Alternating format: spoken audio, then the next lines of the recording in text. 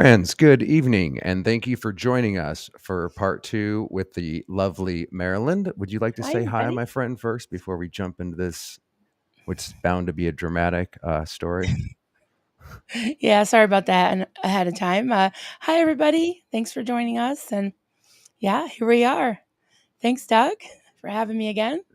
Thanks for coming on. And for those of us, well, I don't know how many people saw part one, but if they haven't, would you mind maybe giving a brief background? I'll throw up some pictures so we can quickly bring people up to speed because as intense as part one was, we haven't even gotten up to Marlene, which is the Right. cult leader that you've had the courage to speak out. And not only speak out, it gives an opportunity for us to get right into this, Marilyn, because Marilyn might look sweet, but in fact, she's a rebel. And she pulled me in the last interview where we're going to have a lovely sit down, no smoking, no drinking. And what did she do? That very rebellious spirit that got her out of the cult that we're going to describe is the very reason why we've added a party game and included the word Marlene. So, with that long explanation, whenever you guys are bold enough to speak that in your comment or question that we flash on the screen, we throw this up and Compliments of everybody Kelly Copter. partakes. Yeah, compliments of Kelly Copter. And you can see there we have a marijuana leaf. And Marilyn, what are you drinking, young lady? It looks Uh, remarkably similar I to have this. I have White Zinfandel. I don't think you can see it until I drink half of it, but it says wine not, like why not? So As why you not? can tell, Marilyn has already had a bit too much to drink, and I'm already a little stoned. So please go easy on the Xenu Marlene's. I'm just kidding. Yes. But just trying to lighten it up because we're about to get into a remarkable story. I'm just glad you're here to fucking share it with us. Well, you're a glutton for punishment because you did invite me back. So I really appreciate you coming on, Marilyn, and having the no courage to problem. share this. Let's invite the chat in here. We'll remove this. Yes. And like I said, I'll run through some quick pictures so people can know what the hell we're talking about. Actually, Okay. let me take the chat off first. And then if you don't mind, could you walk us through, Sure. kind of the first X amount of years of your life here? Sure. Well, Doug asked me to start when I popped out of the womb, as he said, and I've never really talked about that publicly at all. And I'll just say real quick the circumstances of my birth. I was I guess you'd say, illegitimate child of a mom who had one adopted daughter and six children of her own, and I was the seventh or the eighth if you count the older lady who she had adopted as a older child, and she took off with the whole family herself, with all the kids, from North Adams, Massachusetts, over to Haverhill, which was near Boston, North Shore, Boston, kind of up sort of near New Hampshire. And I had an older brother. We called him Buddy. His name was Herman Jr., after my mother's husband, estranged husband, not my father.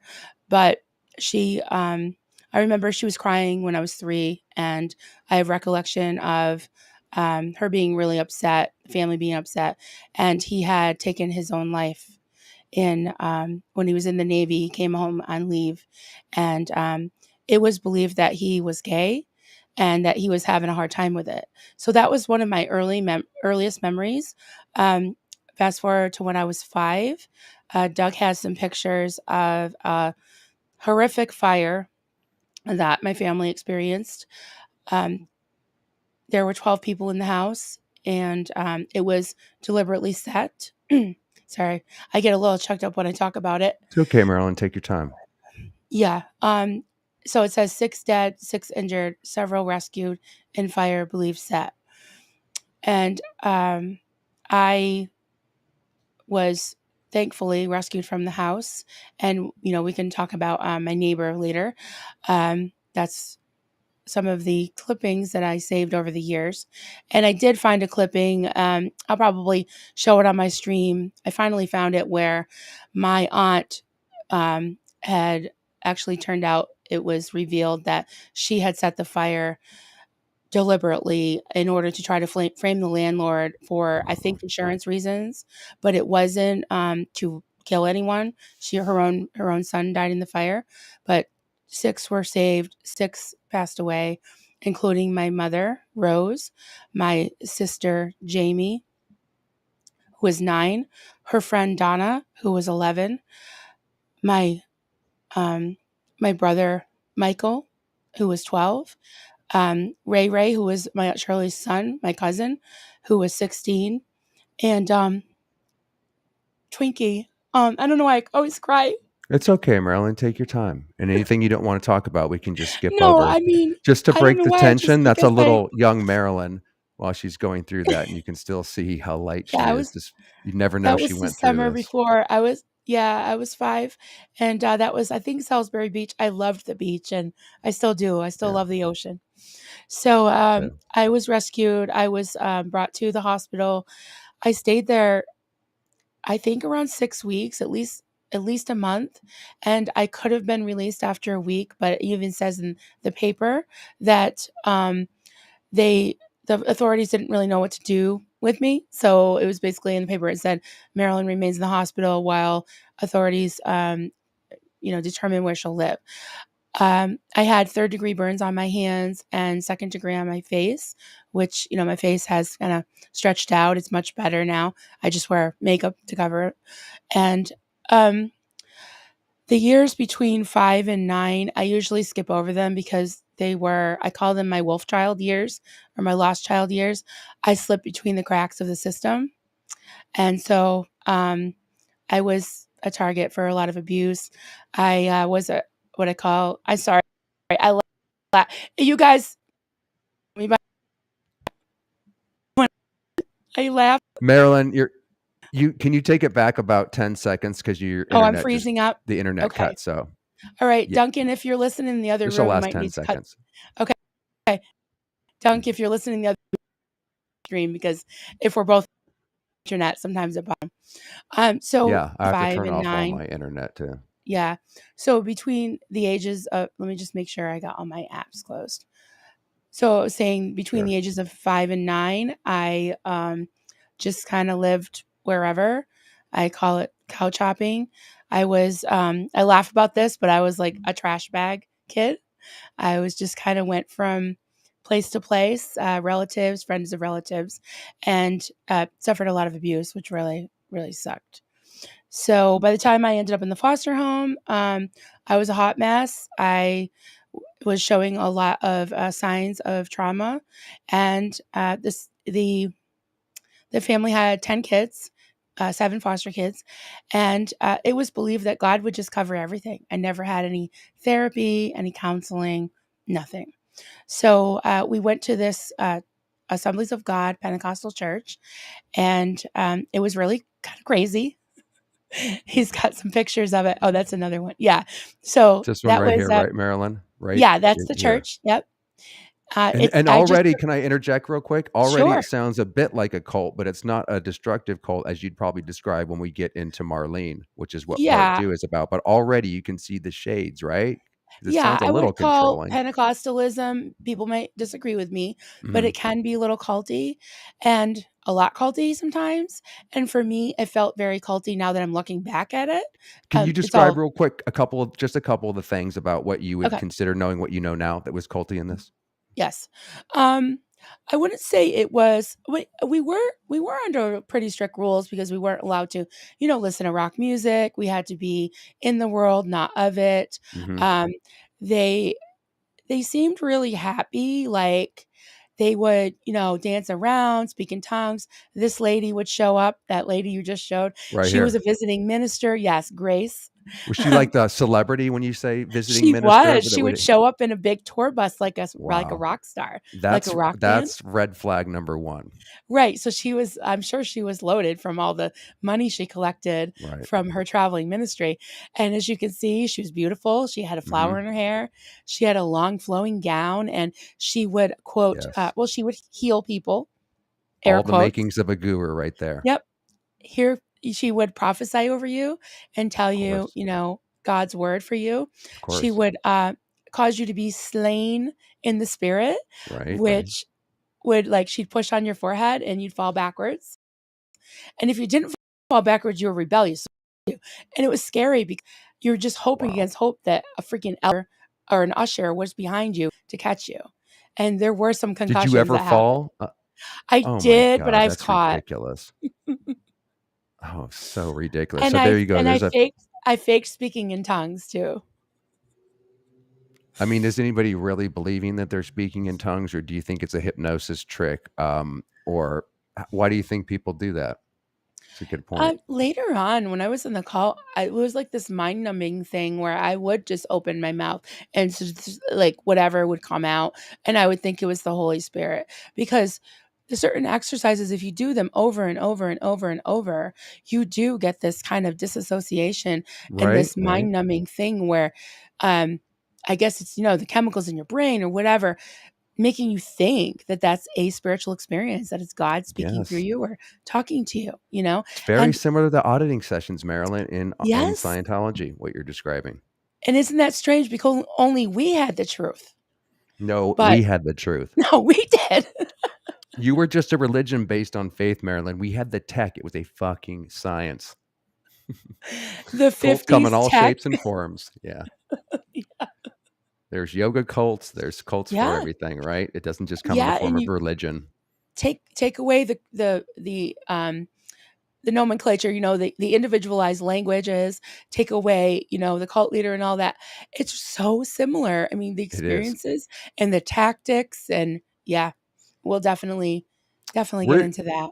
we're even gonna do a stream. Marilyn had this brilliant idea to take the terms of her cult and the things that were similar and compare it to Scientology to show people just how similar these various cults really are. And she has some great ideas. Hopefully, we can do that next week, Marilyn. No Yeah, I've pressure. been dying to do that. Yeah. I Yeah, that would really be awesome. Okay, we gotta. This is a perfect place to take a break. Oh, that's Ash. That's so fucked Yeah, up we got Ash podcast. in the hizzy, yo.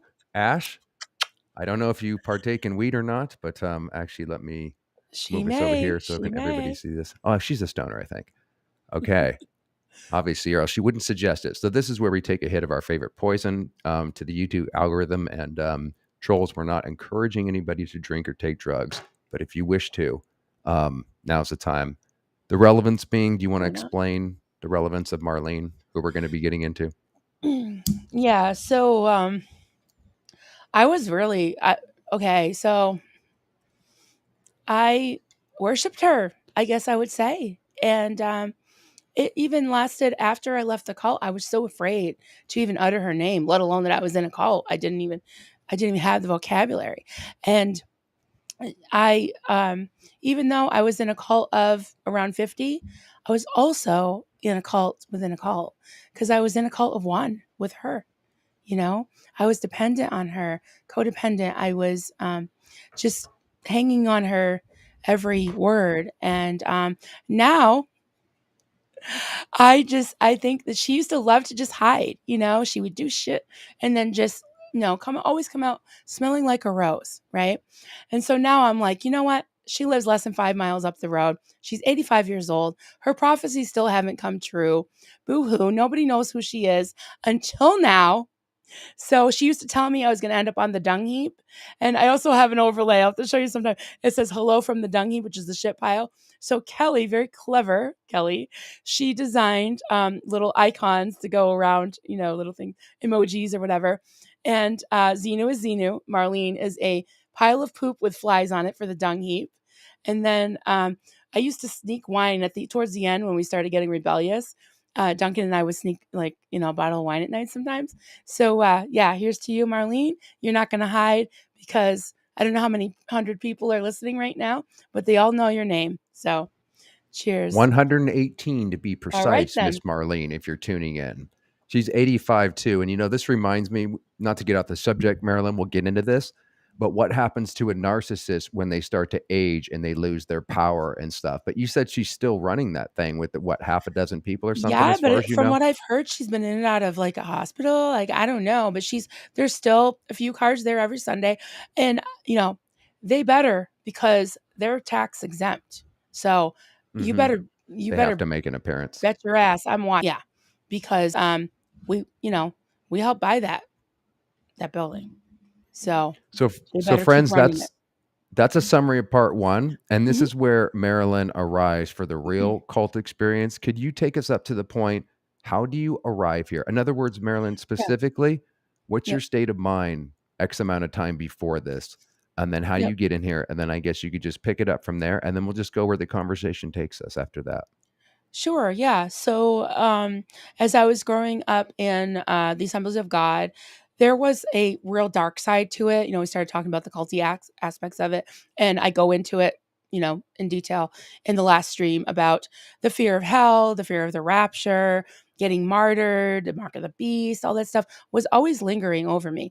But as I became a teenager and started going to high school, meeting people, I wanted to just fit in, and I really wanted to go to prom. So between my junior and senior year, I ran away. I ended up in foster care for a year. And when I aged out, ended up homeless again with the trash bags and the couches. And, that could be a whole other thing. But I like to skip over those years because I haven't really come to total grips with what happened in the whole the chronological order, because I think I moved 8 or 9 times during when I was 16 to 20. So I did end up on Cape Cod just partying it up and hanging out with friends and stuff, and definitely was going to hell after that because I had done a lot of things that you're not supposed to do as a good charismatic evangelical Pentecostal Christian girl, right? So I love you too, Ash. Love you, honey. I love Ash, you I'm all. so sorry, by the way, to accuse you of being the werewolf the other day. I really just you had me so convinced. I feel What's up so with bad. that? I She was so know. sus. God damn it. Why? She's dressed as a fairy princess or she's dressed as Barbie.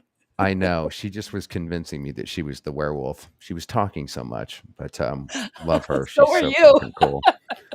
I kept But I telling you knew I I wasn't the wasn't. werewolf. I kept saying I'm not a wolf. I'm not a wolf, and you I know, voted and for I even me accused you. in I've the last sucked. Okay, round. I sucked. If you guys want to know what we're talking about, it was part 3 of a game that us creators are getting together that Kelly Copter put together to talk about other shit than just all this trauma stuff the whole time. All Link in the right, now you're description stressing box and me look out, at it. calling me a wolf. I know. Okay, so can I ask you a quick question? How old are you, and under what circumstances do you take the trash bag and then arrive at the infamous Marlene? Okay, so when I was on the Cape, I came back for Christmas. It was Jesus, so hard with dates. So it was Christmas of I think 89 or 90. Yeah. So I was there for New Year's Eve, and I think I went out partying without telling my parents. I You was 20. fucking I was rebel. 20, right? Yeah. Yeah. So and yeah, so I actually lived with my parents for about maybe 8 or 9 months until Marlene got this live-in ministry established. So what happened was I was very reluctant to even go home because I didn't want to have to get involved in that Pentecostal church and all that stuff. And she was like, "Oh no, no, no. You remember Marlene? She went to our church. She was a Bible teacher." And she said, she doesn't do all that crazy slay in the spirit and all that stuff. She's a Bible teacher and she's very serious about God. And you'll love her church. It's a beautiful building in Vermont. And it wasn't that far. It was like 20 minutes from my parents' house. And I was like, no, thanks. I'm going out with my friends. And then something happened. My oldest foster brother. If you remember, I mentioned my brother Fran, who his name is different now. He changed his name, but my brother Fran he gone into the Marines, and he was my favorite. He was just so good to me. Like he protected me from all the creepy foster boys, and he still is a good friend, brother, good person. And he had gone into the Marines, and somehow he like got in big trouble. Like he went AWOL and didn't go back. And for some reason, my mother was like, just pressing down on me, like God's judging, like this is, I don't know, anything that happened, it was like the end of the world. It was like the end times. And for some reason, like I was already feeling guilty about sowing my oats on the Cape. And then I find this out about my brother that he might go to jail. And I just freaked out and I said, okay, I'll go to church. So that was the beginning of it. I went to church, totally love bombed, beautiful Vermont building. Marlene was just One so quick nice. second. I'm so sorry to interrupt, sweetie, but Okay. it's probably just my ear, but it sounds like there's something being banged over there. So whatever it Oh, it might be the. It's not a big deal, but Oh, I'm not sure. just in case you happen to be banging on the mic or the thing or whatever, just I don't please think be so. Okay. okay. It's not a big deal. Sorry to sound like Aaron Smith Levin, who goes absolutely bonkers over the sound, but I I know, it's just didn't okay. want the audience to be interrupted on Right. this Do I have any captivating. feedback or anything? No? No, you sound Okay, great. good. Okay.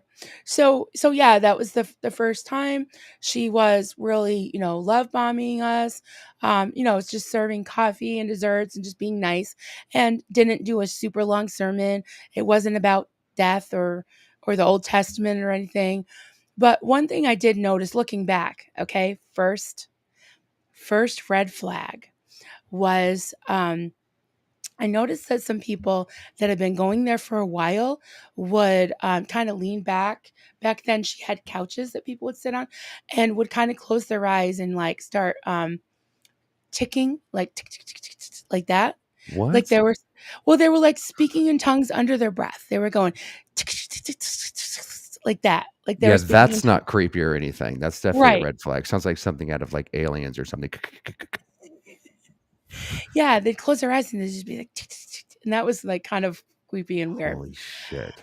But I really wasn't getting along with my adopted mom. And Marlene was starting this live-in ministry, and some of my friends were going to move in, and this whole thing of, rolling up your sleeves and delving into the Bible, and like she was smart, and she made me feel smart at first, because I never really felt smart. Um, very I just barely graduated high school because I was partying in the foster home, going to Speaking of partying, prom. Marilyn, please pay attention to the chat in the game. I didn't see a drink go up with that cigarette.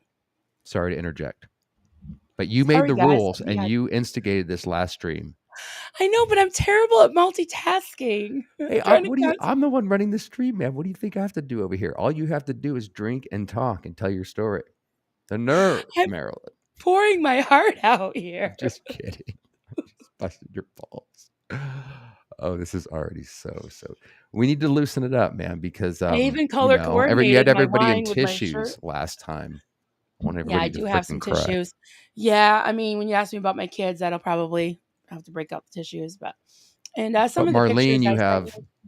Can I ask you a quick question on that? Did you have what was your impression when you compared to the previous Pentecostal that you were in with your foster family compared to Mhm. this new thing that your friend sold you on? What was your initial impression after the first day? So after the first day, it just seemed very happy and casual. It was in, this comfy place with couches and coffee, and and nobody was doing anything crazy like casting out demons, or the only thing that was weird was that ticking in the back of the room when the couch, that was weird. Is But this the because rest of it seemed you were normal. new and they were holding back on certain rituals I and this think was the so. introductory thing? I Because think it gets so. weirder, right? Oh, yes, Well, it so for does. example, what happened on day 2, 3, or whatever, and why did you go back? So, it was I mean, I think what happened was she got crazier as time went on too. So I Right. don't know, chicken or egg. Like I don't know if the power and cuz she was so excited about quote discipling us young people, she called it. And so I Really? think that she got even more and more nuts as time went on. And the rules got stricter, and things were always twisted into this like in the beginning, it was just more voluntary, but then it was more pressure, and it was deeper and darker, and you got to go all the way with God. Like all these fucking terms, like It's going very all the way sexual, by usually the way. means you're gonna have sex with somebody, right? It's like L. Ron go. Hubbard had sexualized the shit out of everything. Long fall, blowdown. Yeah, everything was of sex when I look back at it. Isn't that interesting? And then also, as you know, Marilyn, sex is used to control too. That's Mhm. why you weren't able to kiss your future husband until you fucking married him. Yeah, That's another control mechanism, but I we bet. did we did sneak. Yeah, we made out a Of couple times. course, because you were a fucking rebel. That's why you did that. Good for you. So you you guys got Plus, to at I least had a kiss. point of reference too. Right, Like right, right. Good point. Thank I knew God. where everything went. Thank God. Because if But Yeah. But the thing was, is you get that self-policing thing though, too, Yeah. Doug. You feel Yeah. guilty, right? And you want to do good. That's why you're there. So I tried to obey the rules. I really did. And I did obey most of the rules. I never, until I don't even think I kissed him until we were actually technically engaged. We're only engaged for 4 months, you know, but yeah, I was so scared. I was scared like that God would hate me, that I would go to hell, that all this would be for nothing, all the sacrifice, all the fasting, all the everything, just giving up everything, and there How was did you always, get into all the fasting and before you agreed to not, kiss your future husband? And then also was it an arranged marriage? Like before you even get into all that, what are we yeah, talking about day 2 or 3? Again, why do you kind of okay, so you go back because it's harmless. You said she right, started to go crazy. yeah. So was there like a long period of time where it was Yeah, because non-harmful? I And then was all of a sudden going she there went for nuts? like I said, I was going there for about 8 months or so before I moved in. So I moved Okay. in, about a month before my 21st birthday. So I'd been going there since I was 20-ish. And then when I moved in at 21, well, almost 21, and I lived there till 26 and a half. So I was there for 5.5 years living in the building. And why did she ask you to live in the building? Because she said that she wanted to disciple me, that God, I had a calling. God was going to use me. Another thing, right? God's going to use you. That was a good thing. Now I'm just like, that asshole's trying to use me. I'm not getting Right. used. No, you want God to use you, like you're an empty vessel. And I spent 5.5 years. Well, I spent 16 years because 10 years out of living there, being married, still being controlled by the cult, trying to empty myself. I never could quite do it, you know? I never could quite. Thank I always God.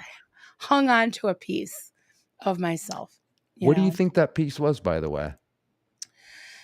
I Was think it it was that survival. I think it was that thing, well, I guess Stephen Hassan might call it the authentic self. It was that little uh, you always ask the deep pertinent I questions, have an damn it. answer for that, and I just wanted to know what you would say. Please go. So good. Speak it, Marilyn. What Um Yeah, I think it was that little girl inside of me that just wanted to survive. And I was stuffed down. I mean, I said sorry. take a drink of wine? Fuck Marlene. Perfect. Anytime you get you want to take a little break or you want to capture yourself, there's plenty of people in the chat that are willing, although I can't find it. Can someone please fricking throw up Marlene/Nina? Where are you when we need Ashley, you? where are God you? damn it. We got to have the audience having our back, man. Ashley Okay. wanted to be part of the game, so I said I'll say Ashley. Ash. Actually, you're falling That's so behind fucked here. up, Ash. Jesus, I had to type it in myself. Oh, someone said Marlene with demons. Oh, yes, with devils. Kimberly. Okay. Too little, too late, Kimberly. Where are you when we need you? Okay. Take either of your favorite poison. Aw, Ash said, I love that little girl. And Marlene. Yes. Yes, and we're going to show you her. But Mhm. I sent Doug some pictures that kind of tell the story of.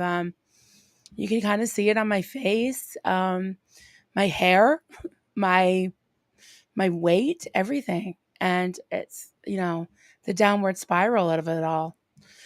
My baseline, I think, was the first picture that I sent you, where I looked happy, and that was me. That was That's me. you right Yep. there. And by the way, can I say something on that real quick, Marilyn? I think you guys can see that anyways without blowing it up. Notice the difference in the light in her eyes and the happiness just compared to when she did what? And this would be another step in a cult transformation, wouldn't it, Marilyn? Where she's Yes. changing your appearance. Yes. Yep. Do you want to And explain that? the next picture I think I sent Yeah, you check was the this. one where I look freaked out. Like she started to Yeah. take me aside. Yeah. She Wow. You started can to even take me, see your change right here because I just want to show people that real quick because and I dyed my hair because she I was had too her dye your vivacious. hair. Yeah, because you were Well, too she didn't tell me to dye wow. my hair, but I was trying everything to please her. Mhm. And I started growing it out. I permed it because it was the 90s and I was trying to Nice. do something with it, like I wanted to do it was sort of a rebellious thing. Like even though she got her hair permed. I mean, she was always Of dressed course. in very expensive clothing. very well kempt. You know, she did look like a school marm, but the fasting started and I lost from that picture right there. I lost about 40 pounds over the course of a few years. And here you are having your hair color change And because what I crocheted that smock to try to hide myself. I your crocheted early that. crocheting years expressed in the cold. Quick question, Marilyn. Yeah. Wasn't there a phrase that she said where she didn't come right out and say, I'm jealous of your pretty looks or whatever, but didn't she say, and what encouraged you to change your hair color was something about you're standing out too much in some fashion or Yes. something?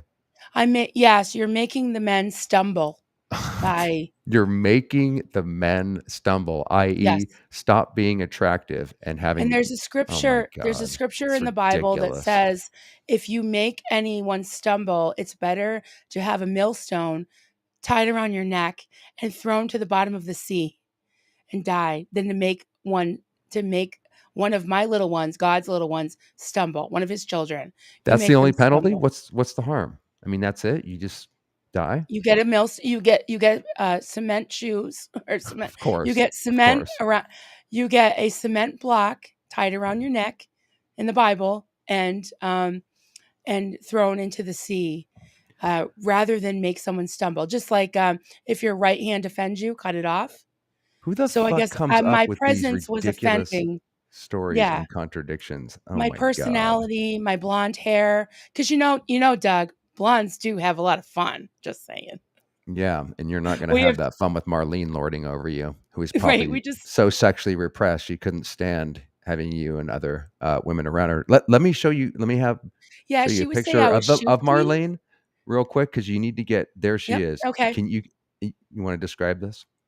Yeah. So not to pick on her looks because I'm pretty I know, plump, but s plump yeah. myself now. But yeah, this was when I had lost about 40 pounds.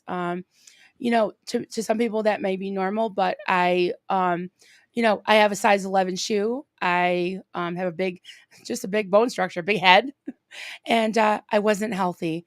And you can just see in my eyes, I was just fucking a. I'm getting upset again.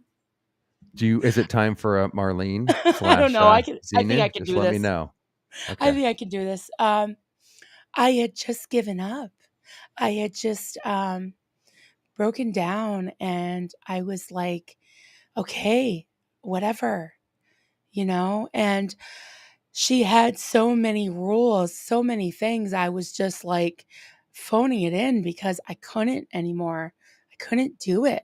And I just was like, I'd want to die. She would say, pick up your cross and follow me, die to yourself. All these scriptures and devotionals we had to read. There's some people like this guy, but I fucking hate him. Oswald Chambers, he's from I don't know, a long time ago, talked about this mystical total surrender, where I swear to God, if I had $1 for every time Marlene told me to surrender completely to God, give your utmost for his highest. I don't even know what his highest was. I don't even understand what the way of the cross was. So that was at our wedding. I had a couple pictures that were a little dark that she was standing over us. Yeah, so that's her. And we were all wasting away. People were fasting so much that one of the guys that I had recruited, one of my friends that I grew up with in the church. I recruited him, and he's still there. He married her niece. He's still on quote the board, and he wasted away to nothing. And he fasted for 10 days one time consecutively. I need a fresh beverage. I'm Um, just trying to give you an out, Marilyn, if you ever that's great. we're not in any hurry here or anything. Please Yeah, take your time and right. enjoy, No, it's cool. have a drink Yeah, here. so he was found wandering around a back dirt road hallucinating.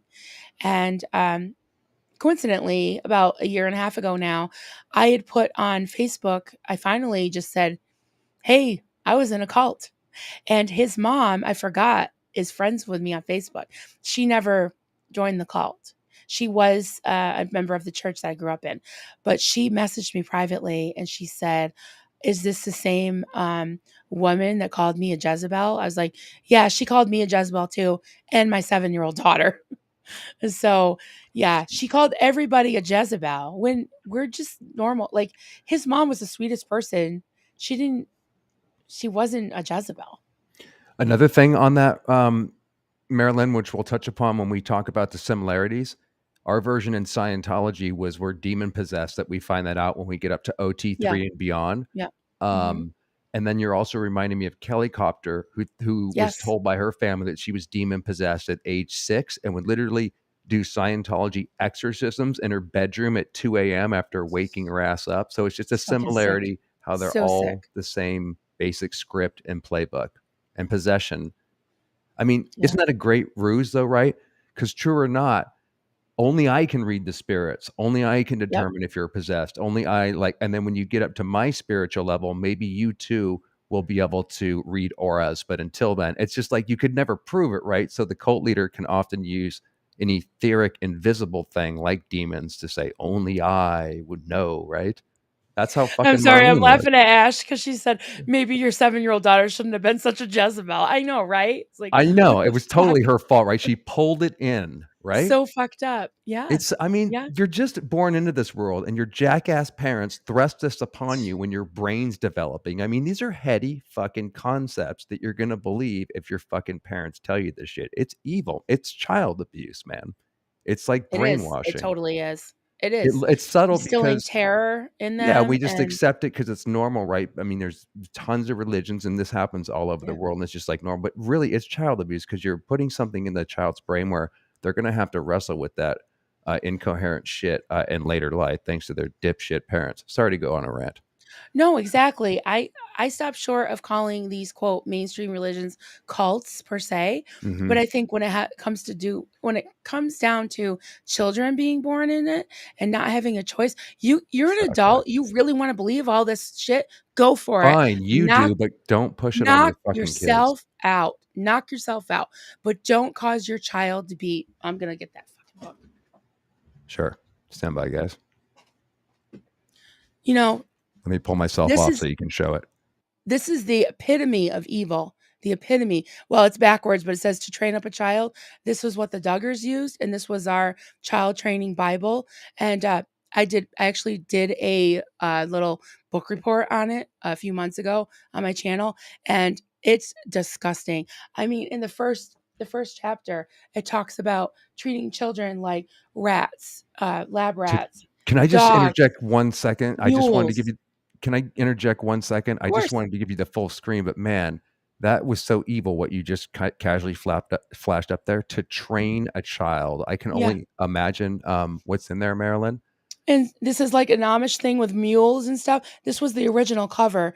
I got a copy of it when I had burned my copy and the whole curriculum because this was IBLP that they endorsed it and they circulated it. This is Michael and Debbie Pearl. Even if you see a picture of them, they look like evil scumbags. You know, they're evil, and it's disgusting. It really is. Sorry, So, trying what are to you get, doing?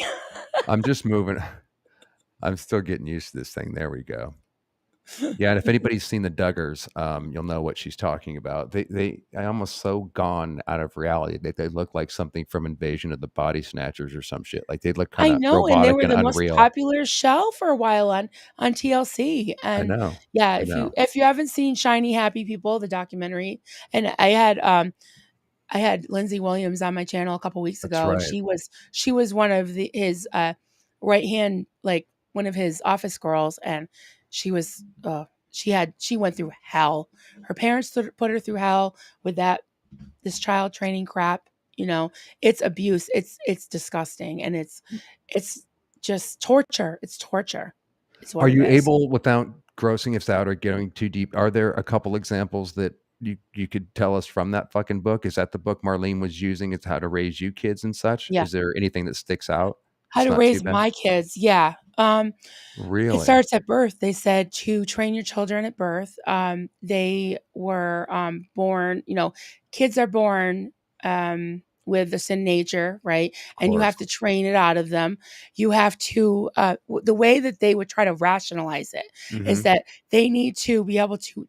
obey you on demand, on command or on demand Of for course. their safety, right? So I refused to do the blanket training because I was just so happy to have children. I loved my kids. I never felt like I belonged anywhere ever until I had my own kids. That's just how I felt. So, but the blanket training was you put them, a baby, could barely even sit up, 6 months old, in the middle of a blanket, and put their favorite toy just out of reach.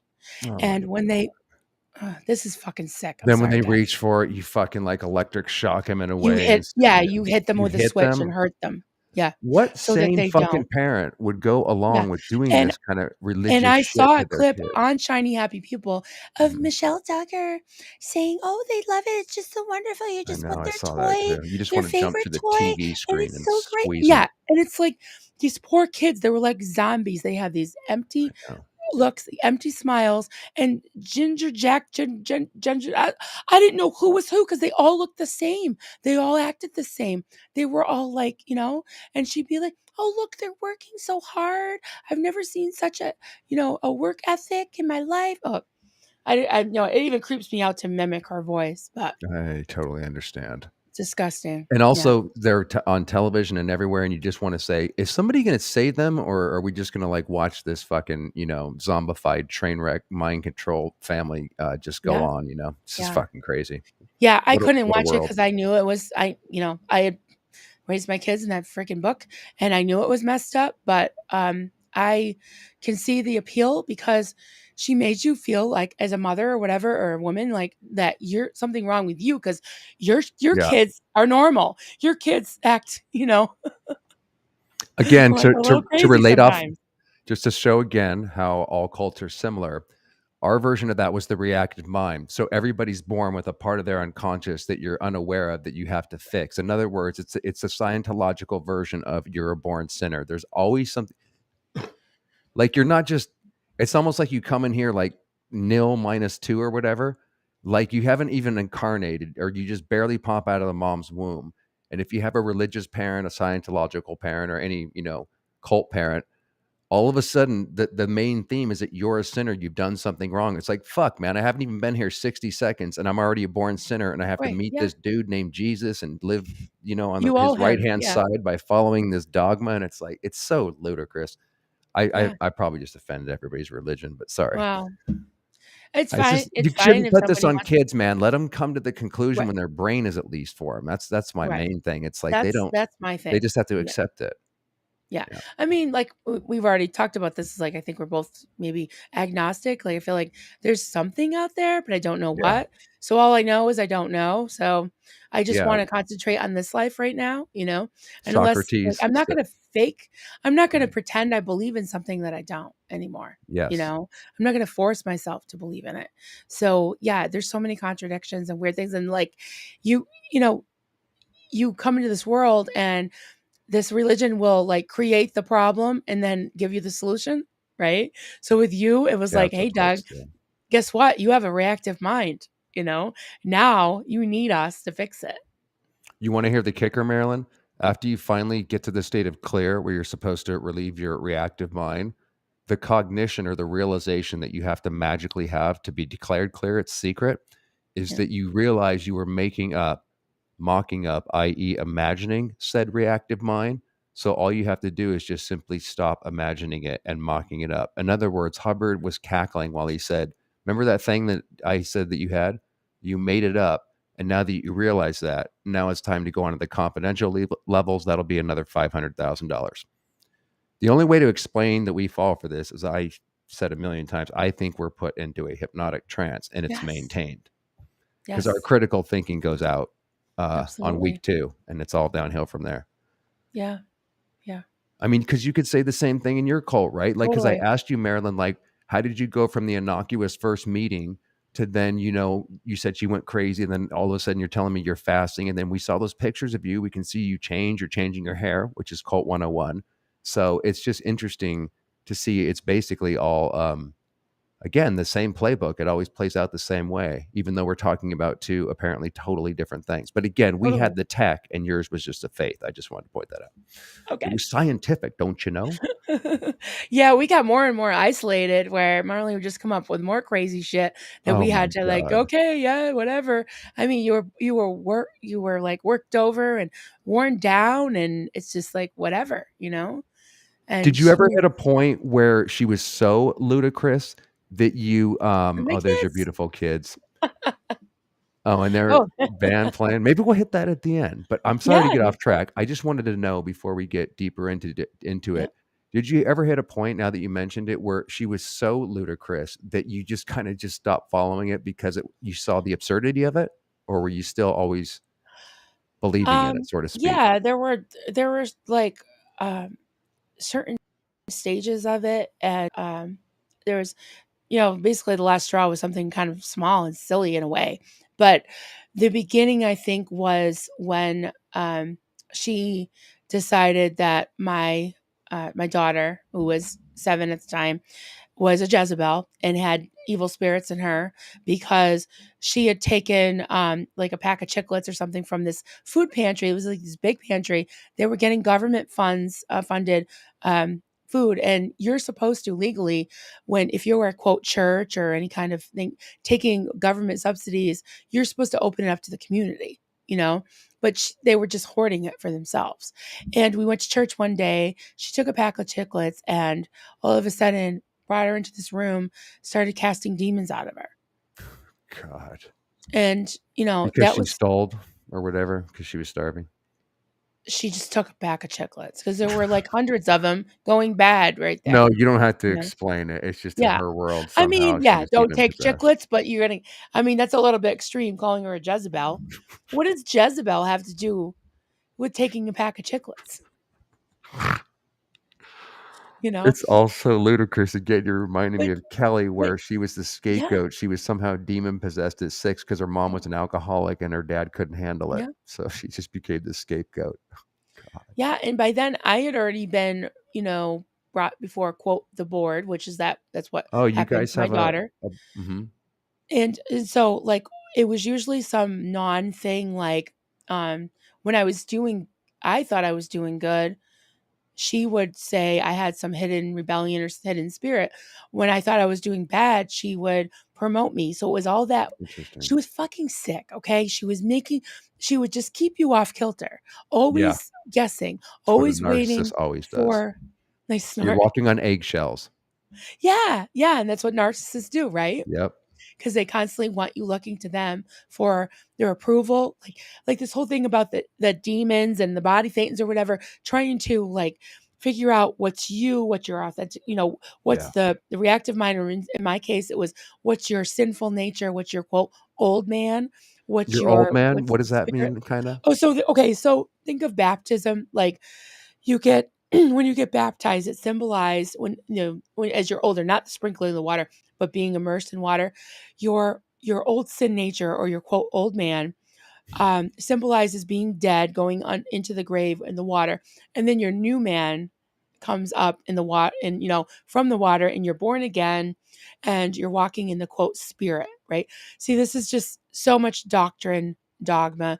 It's so many books that she would throw at us, make us read, so many, tapes and stuff we had to listen to, but she would just pick and choose what writers that she liked. Sometimes she would decide she didn't like them, but like Oswald Chambers, Charles Spurgeon, Madame Guyon, they were all really like strict about like give everything to God. Your life is not your own. Empty yourself, I.e., give it all to So Marlene. exactly, exactly. And so I was always like freaking out because I was fasting, I was praying, I was going in my room, or I was taking walks and trying to quote seek God, get his will. I didn't know what his will was, but Marlene did. Of course. Marlene knew what the will of God was, and she would tell you what to do. Amen. Amen. Perfect time to take a break. Excellent Yeah. segue. You're getting better at this, Marilyn. Thank you. You're running the show and you don't even know Oh, stop. it. This is when we take a hit of our favorite poison, take a little bit of break, and Yeah. whenever the word Marlene slash Xenu Here we is go. flashed up. If you're just joining in, we're talking about a cult leader that Marilyn was subjected to for 16 years who absolutely looks ridiculous and sucked the soul out of a lovely Marilyn here. And you can almost see the jealousy, Marilyn, about, I mean, the She ancient was always clothes. standing over me. I don't know what that That's very was. symbolic. She's And look at always the change in standing your over me. eyes too. Even Yeah. people in the chat noticed it. It's so sad, man, because you can just see the life I was kind of a taken out zombie. of you Yeah. there. Yeah, you can see it right here, but not here. You can see you starting to go there, and then there's Yeah. the original That's you, pretty much man. my what I call my baseline. And That's not what I only look like. to prove that, here's your baseline when you were a kid, which is exactly Yeah. the same look that we saw. Yeah. Amazing. Yeah. That's a perfect Xenu break. Let me Yeah, it's wild how the hit the pictures pipe here, kinda man. tell the It story, is. right? It is. It's amazing, right? They say a picture is worth 1,000 words, and the eyes are the window to the soul. And I think we just proved it. Yeah, All right, I have to absolutely. reload the pipe here. Stand by. Okay, stand Let me by. throw up a question for you. I know. Sure. I don't know what else to say. Someone's got a question for you here, which will allow me to take a break here. Oh, it's so good to see Gabrielle here. You interviewed her earlier this morning. I'm going to link her interview in the description box after this Nice. video because her and Marilyn had an amazing talk, and Gabrielle just that was an amazing interview, by the way. Hi, Gabrielle. Yeah, it was awesome. Yeah, it's wild how much we have in common and which cult is more fucked up. You know, I just like with traumas, I don't like to compare, but I do have to say that Scientology isn't a class by itself. I mean, I wasn't dealing with I have so much respect for you all speaking out because Marlene lives 5 miles up the road. I was afraid of her putting curses on me, not necessarily putting like PIs and making websites and you know all the shit that they do.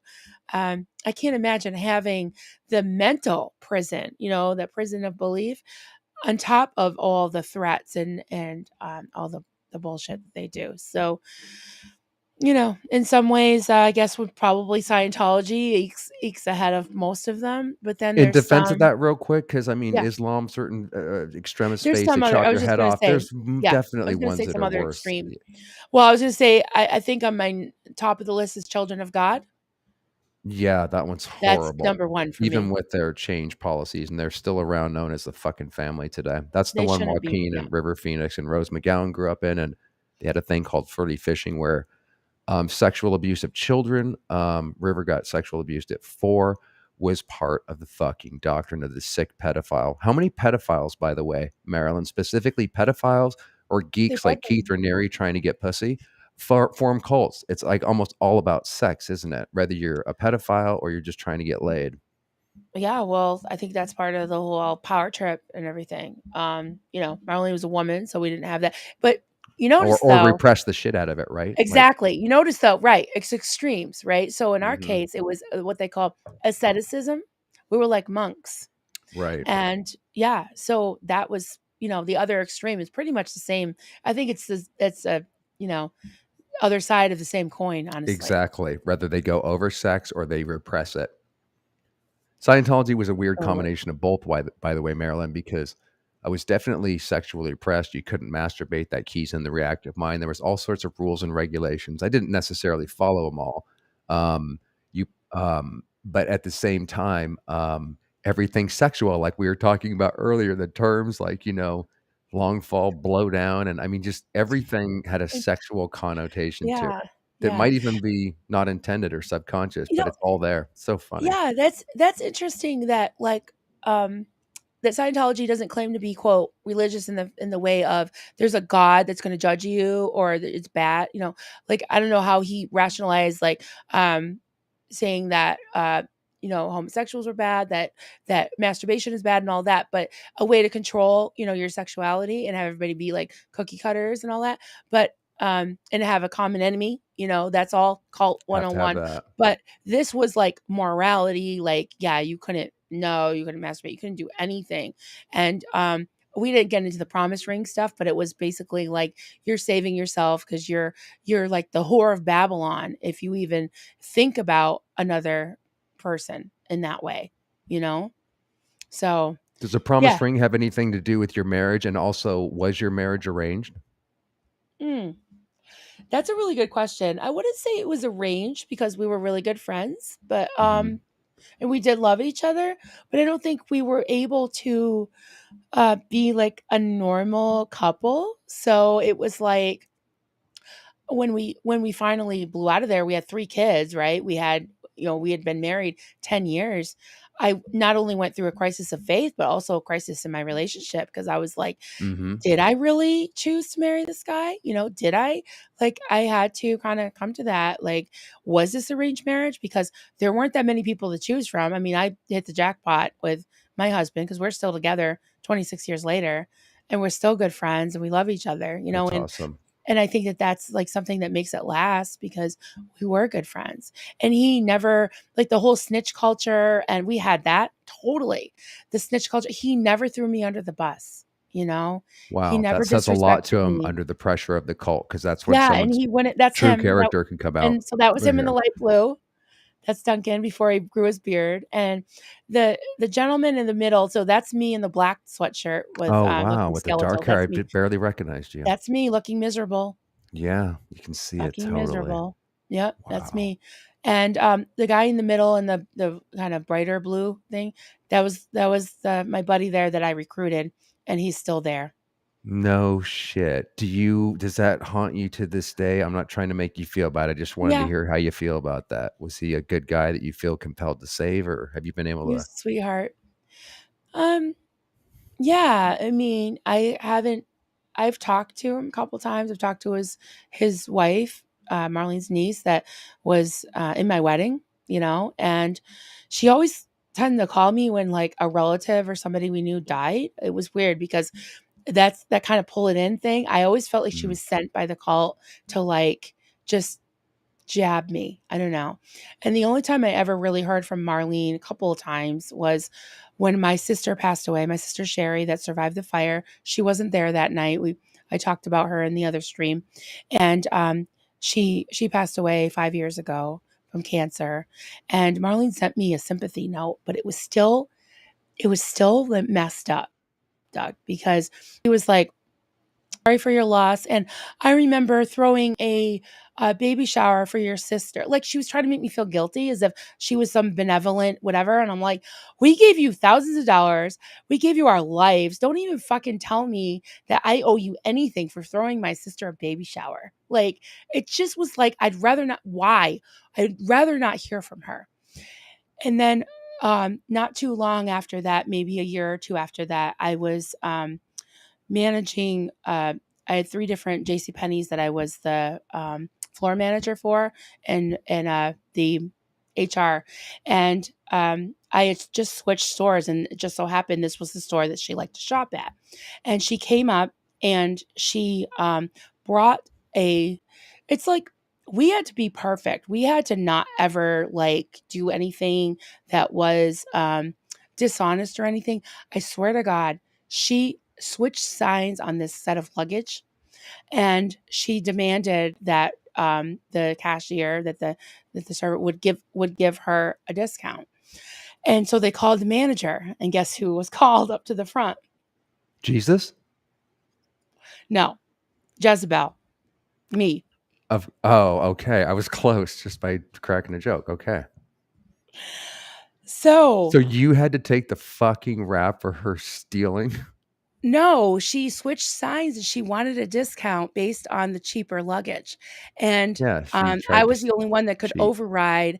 I was the only one that could override the numbers. I see you were working there. Oh my I was god. working So, there as a she asked manager. you to commit what they call in Scientology an overt or a withhold. Right. So she was giving the cashier a hard time. So she said, "I demand to see your manager," not knowing it was me. Oh, not knowing. No. Really? So you kinda caught her No. in the act. Soon as I came up there and she turned white. No shit. And That's so funny. I was like, "Well, I just saw those signs and no," and I showed her the brochure and I was like, "This is the price." And I was just like, "You know what?" I was like, I'm feeling pretty generous today. I'll let you have the discount." Now this And I is just had after this. after you're outside the cult, Marilyn, and you run into her when she's Yeah, still trying to steal. this was about 5 years ago. Wow. And, instead of Wow, what a sending her saint. away like she always did with me, I thought it would even be better to just give her the fucking discount. Why, if I may hear your reasoning, rather than haul her ass off to jail Alright, or let's take a poll. Let's take a poll, guys. What sure, would you have sure. done? This is a great moral question and dilemma to bring up. I'm going to try to give you my honest answer too, Marilyn, as I think about this too. What would you guys do in this situation? You finally have a chance to get one over, perhaps, on your Yep. cult leader that's traumatized you. You realize this, you're 5 years out, and then you catch them in the act of, well, it wouldn't be stealing, Marilyn, but it would be it would be enough to where you Being could call the police dishonest. or the Yeah. authorities. Yeah.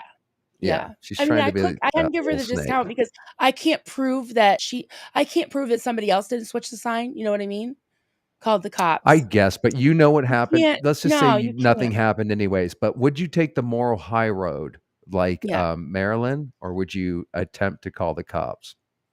Yeah, well, she didn't do I it. don't know what I would do. There was no proof, like, there's no cameras saying that she switched the signs. Somebody else could have, or maybe it was just close where she was confused, but We so got some harsh I did have motherfuckers in here, authority. Marilyn, I did have authority to give her the discount or to tell her to take a hike.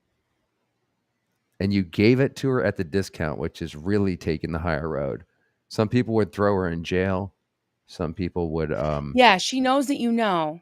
Well, the reason I did that is because, all right, I don't wanna cry, but go ahead. I felt like I wanted to demonstrate to her what she fucking lacked. You know what I mean? Wow, that is fucking powerful. Because to me, that was, said more than if I tried to retaliate and say, "Take a hike, bitch. You made me starve. You treated me like shit. I hate your fucking guts." Just to smugly give her the discount. Wow. And knowing that she knew for the first time in my fucking life, she was at my mercy, and I Wow, showed Marilyn. her mercy. That's why I Wow. did it. That's why I did it. That is an amazing answer and an amazing reason. I didn't think you were going to say that. That's it's kind of like taking your power back because if you would have gotten mad at her or had some Yes. kind of reaction, she would have Yes. still owned you. But it Yes. takes a certain amount of healing to get up to that point to be able to Yeah. not get emotional. So And I well and I think fucking that done. the best revenge is to be happy and successful. Exactly. She always hated that in me. She Mhm. always fucking hated that in me, and I was not going to let her win and see that she got to me, That's a you know? fucking Xenu and a half and a Marlene and a You're half right. right there, man. Thank you, Stand the because fuck by. that that just took a lot out of me, Doug. I don't know That what you was do to me, but you epic. just get you just get it out It's of your me. story, man. That's a really good lesson to hear too, because I told you I wanted to blow up their buildings initially, but after you get over all the emotional reaction, that's what Yeah. it comes down to, right? And you literally like Yeah. take your power back. They no longer affect you the same way. And Yeah, that's and the perfect way now we're to saying make a Marlene and statement. Xenu. Xenu was your demon, Marlene was mine, you Yes. know? And so I say, "Can you read it now? Wine." Oh, It's there. still backwards. Why not? Unless the Oh, it's audience so backwards. plowed Okay. there, they can It read it says, "Wine dyslexic. not." Nice. Nice. If you're just joining us, please take a hit of your favorite poison. As every time we mention the cult leader of Maryland, that would be Marlene, and my cult leader, I guess, uh, but you only learn on the confidential level, Xenu, please take a hit of your favorite poison. Perfect. Perfect break. A Xenu and a margarita. Yes, I love me a margarita. I know we just kind of blazed through that, and we're just, we're not telling it necessarily linearly, Maryland, so Yeah. we can jump around or whatever, but we're Yeah. hitting upon just Marlene as the Yeah. general And let me theme. say, Mhm. if you wanna know consecutively, what happened within, I think it's like 57 minutes, Kelly Mhm. Copter did a beautiful job with my We'll link story that. back Yes. in April, and I had nothing but a 5-year-old, um, laptop Chromebook, no camera, no microphone, it was just very fuzzy. The audio was terrible, but she cleaned it up and did such a beautiful job. She's got if anyone hasn't seen Kelly Copter's videos, I mean, she just she just does such a beautiful job with the editing, and brings in, pictures and um, little It's videos of really things to good. illustrate. I mean, she did a good job, and it was the first time I had ever told my story from start to finish. I didn't totally skip over the fire. I just said I lost, for context, but this is more of a conversational, slash drinking game slash crying sesh slash let's get All in in deep. one, Let's right, folks. right, right, right. You get your bang for your buck. It's all free and you get all of that in one. And by the way, I'm going to link Kelly Copter's video on Marilyn. Oh, good. If you don't know who she is, please subscribe. She really does make amazing videos, and you can get an overview of Marilyn's story in one shot. And what we're doing with these parts, and maybe there'll be a part 3. We're not trying to rush through this, but then we can get into more of the nitty gritty. And also, Marilyn, some of the stuff that you've come such a long way in such a short period of time. So there's times when you couldn't even say Marlene that long ago, or couldn't Yes. talk about the fire. So Yeah. it's great to track your I progress couldn't talk when about the fire. No. yeah, it's just And amazing how fast you're speaking out and healing or whatever. well, I have to say this community has just really helped It's me so me much, fucking too, man. I feel That's great so to hear. comfortable with you all. I mean, you've just been so, so supportive. And I've said this many times is that I call myself one of the thousands of never ends.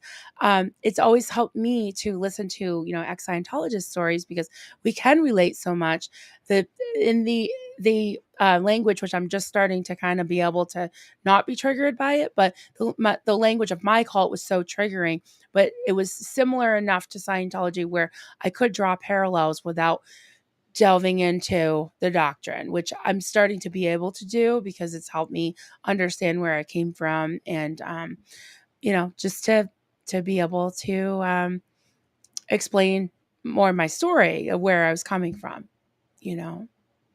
Excellent. Do you mind if I ask you to just to give an overview shot of what we've talked about so far?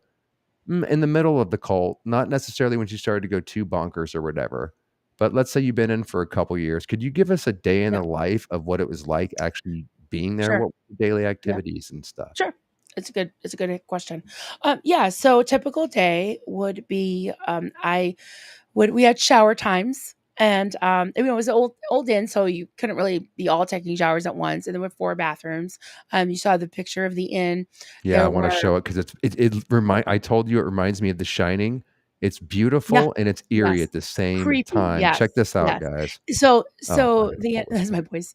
So the inn was, built in, I believe Wow. Duncan said 1783, and, Wow. it was called the Old Coach Inn. The old coach, the stagecoach would pull up, on the left there, that corner where the 2 trees kinda poke up, and it would, pull up in front of the inn and let people off. And during the Civil War, during the time of the Underground Railroad, under that the coach room, they called it, was like the waiting room for the coach. There is a cordoned off dirt cellar underneath there. And I remember, going down there and being freaked out and having to run back up. They called it the slave cellar because Marlene called it that. But Wow. that was where they hid the slaves that were going up to Canada, that were on the Underground Railroad. And that building was a bitch to keep clean because it was kind of old, drafty, dusty. Duncan was my husband constantly doing maintenance on it, fixing things, painting. He was very handy. And I was humbled. They called it being humbled. I was humbled because I guess it would be sort of like lower conditions or amends projects, right? Yep. Because I was too Jezebel. I was too shoopty. They called it shoopty doo. Like if I'm just Shoop de happy, doo. Not to I be was confused with shoopty. Scooby Doo, right? Right. No, like That's shoopty. so Like even like the words, Marilyn, that's another thing we'll talk when we break this down. Even the words like theta track and aren't their words so corny when you look back at them it's so too? Like how the stupid. fuck I did we even know. believe in the words alone? What is that shoop de doo? Oh, so it was like you're too showy, you're too exuberant, So or I funny. don't know, like You're too words are so happy and hard. attractive, damn it. I need you to be like me, Just said too Marlene. Like, vibrant, like you're yeah. making You're I think that's what it making was. God's children stumble. You're making his sheep stumble Wow. by your presence, by your Wow. exuberance. You're too sheep to do, right? I So mean, funny. I wasn't just in like hooker Like, clothing. I mean, okay. But I was the harlot of Babylon in my heart. I had the whore of Babylon in my heart did you because the whore, believe that too, Marilyn? Did you really yeah, take that kind on of, fully? kind of. Well, to a degree. I mean, I guess I didn't know if it was a spirit, if it was myself, or it was like this these exercises designed because you were supposed to like go up in your room and in like spiritual sackcloth and ashes, they called it, like when you were Mhm. fasting, you were humbling yourself before God, and you were just like, like beating your chest and begging God to save you. Although I thought Jesus was supposed to save you by dying on the cross, but I had to die every day. It was like dying to self. All the focus on death, I just wanted to die. And I kind of did. I died inside. I mean, you look at those pictures. Marilyn was gone, you Yeah, you can know? see it. You remind me of me too. That's exactly the look I had Yeah, for a you good felt couple that? decades, Marilyn. I You only do, know but that you now don't because I'm feel out of it, right, but but you don't feel anymore. it's like looking at two different people. It's like I know this happened, but I'm so not dead anymore. But I know Yeah. that was me for most of my life. It's very It's strange. hard to believe these pictures are all me, but they are Yeah. and they're not that far apart. I mean, they're Really? Like within a when was few this years. taken compared So to that when was you changed your 20. hair I color? was 20 there, and I was 26 when I got married, but I had plumped up, like, when we got engaged and stuff, we started being able to, quote, "date," and, Mm, so that was towards the beginning too. I started losing weight, and that's right mhm. before I dyed my hair dark, and then I got a Mm. perm, and Such a change there in the I eyes and started everything. crocheting these smocks to cover myself. 'Cause I was being told that I was, being a Jezebel and tempting people. Oh, just Did that fucking calm down a little bit when you dyed your hair and tried to make yourself, whatever, like, look more I don't think unattractive? Did you still so get in because trouble for doing that? For making men stumble?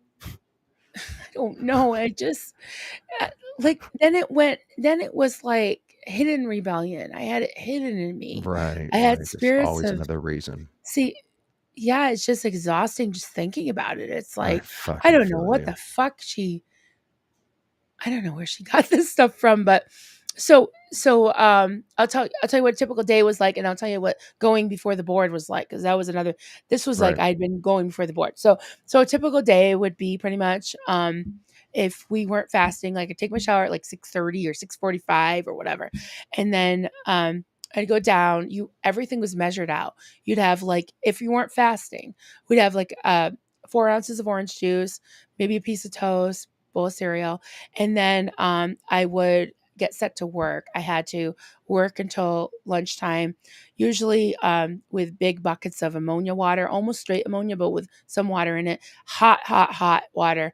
Just, just doing stupid busy work, like things Like a that I Sea had Org already member wiped. just doing messed work, like, just did Yeah, like just washing baseboards and doorknobs, and she used to be like, cleanliness is next to godliness. oh, god. In other words, I want free slave labor, and if I can cloak this under religion, I can get my fucking toilets cleaned every day. Oh Apparently. my god, it's just Those it's Yeah, also she used us for narcissistic. free You can labor. see how self-serving it is, but it's all under the guise of God, so you go along with it for sometimes a lifetime, Duncan, I serving a know he narcissist. must be in the my husband must be in the chat. Honey, how clumsy were you? By the way, would he show up in the chat here if he is he gonna type in or is he just lurking? I just wanted to look for him if he is I here. don't know what time it is. He might have gone to bed by now. He usually goes to bed right at 11. He did climb a mountain today. To be fair, he hiked 10 miles today. So he's probably tired. He's been doing a lot of, as Chow says, messed work. Stuart. Yeah. Again, Marilyn, it's also similar. If you're in the Sea Org, you just do endless labor, especially when you're getting in their program to become militant and boot Yeah. campers. But so much is just using kids for slave labor. Yeah. Marlene was lazy, she and broke, and she didn't want to use real, be in the real world and actually pay for all the work. You guys Yep. just saved her a shitload of money, and it's Yeah, all and she would tax say, like, free because She it's a would act like she nonprofit. was so hardworking, but she never did it. I She never didn't saw do her get her shit. hands dirty. Just another Never typical son saw of a her get her hands dirty. yes. And like, so we do that, and then, you have lunch. It was usually like I remember just having pretty much like a cup of soup and half a sandwich. And then it was time to, quote, seek the Lord before I had to go to work, because I worked outside the building. I worked about a half hour away with handicap or with disabled and brain injured children. And so I would that in the afternoon, you had a choice of either going up to your room and laying prostrate before God. Oh yes, let's do it. Thank you, Cricket. We can always count on you to remind us. Exactly. Thank you. Cricket is definitely one of the more hardcore partiers in the crowd. I know. I'd like to get her on a stream with me. We should do just a late night. Like, Oh, you guys should. That would be amazing. We yeah, did a video on the free ones, which was so that was much fun so hanging out with good. her. It was entertaining, but also very educational. I learned a lot, and it was very cool to see. Yeah, thanks, Cricket. Much Yeah, appreciated. yeah, Okay, back to yeah. the normal And background. so, Thank you for that. when we were fasting, like I hated to just be in my room laying on my face crying before God. So the other option was to go for like a long walk. So I would walk sometimes like 5 miles a day. I would just walk. And then I'd get back and have to drive to yeah, that was another thing, was that Duncan and I think were the only ones that had like a car that we supported, that worked outside the building, that helped support the building. And maybe that's helped us we were like only one of the few, two of the few that didn't go like literally insane. So I think maybe just having that outside connection Yeah, and all the helped, messed work. and also at night. So yeah, so I would walk, then I would go to work, and sometimes I would like sneak a snack at work, especially if I was starving. And then I would go home or go back to the Sea Org, right?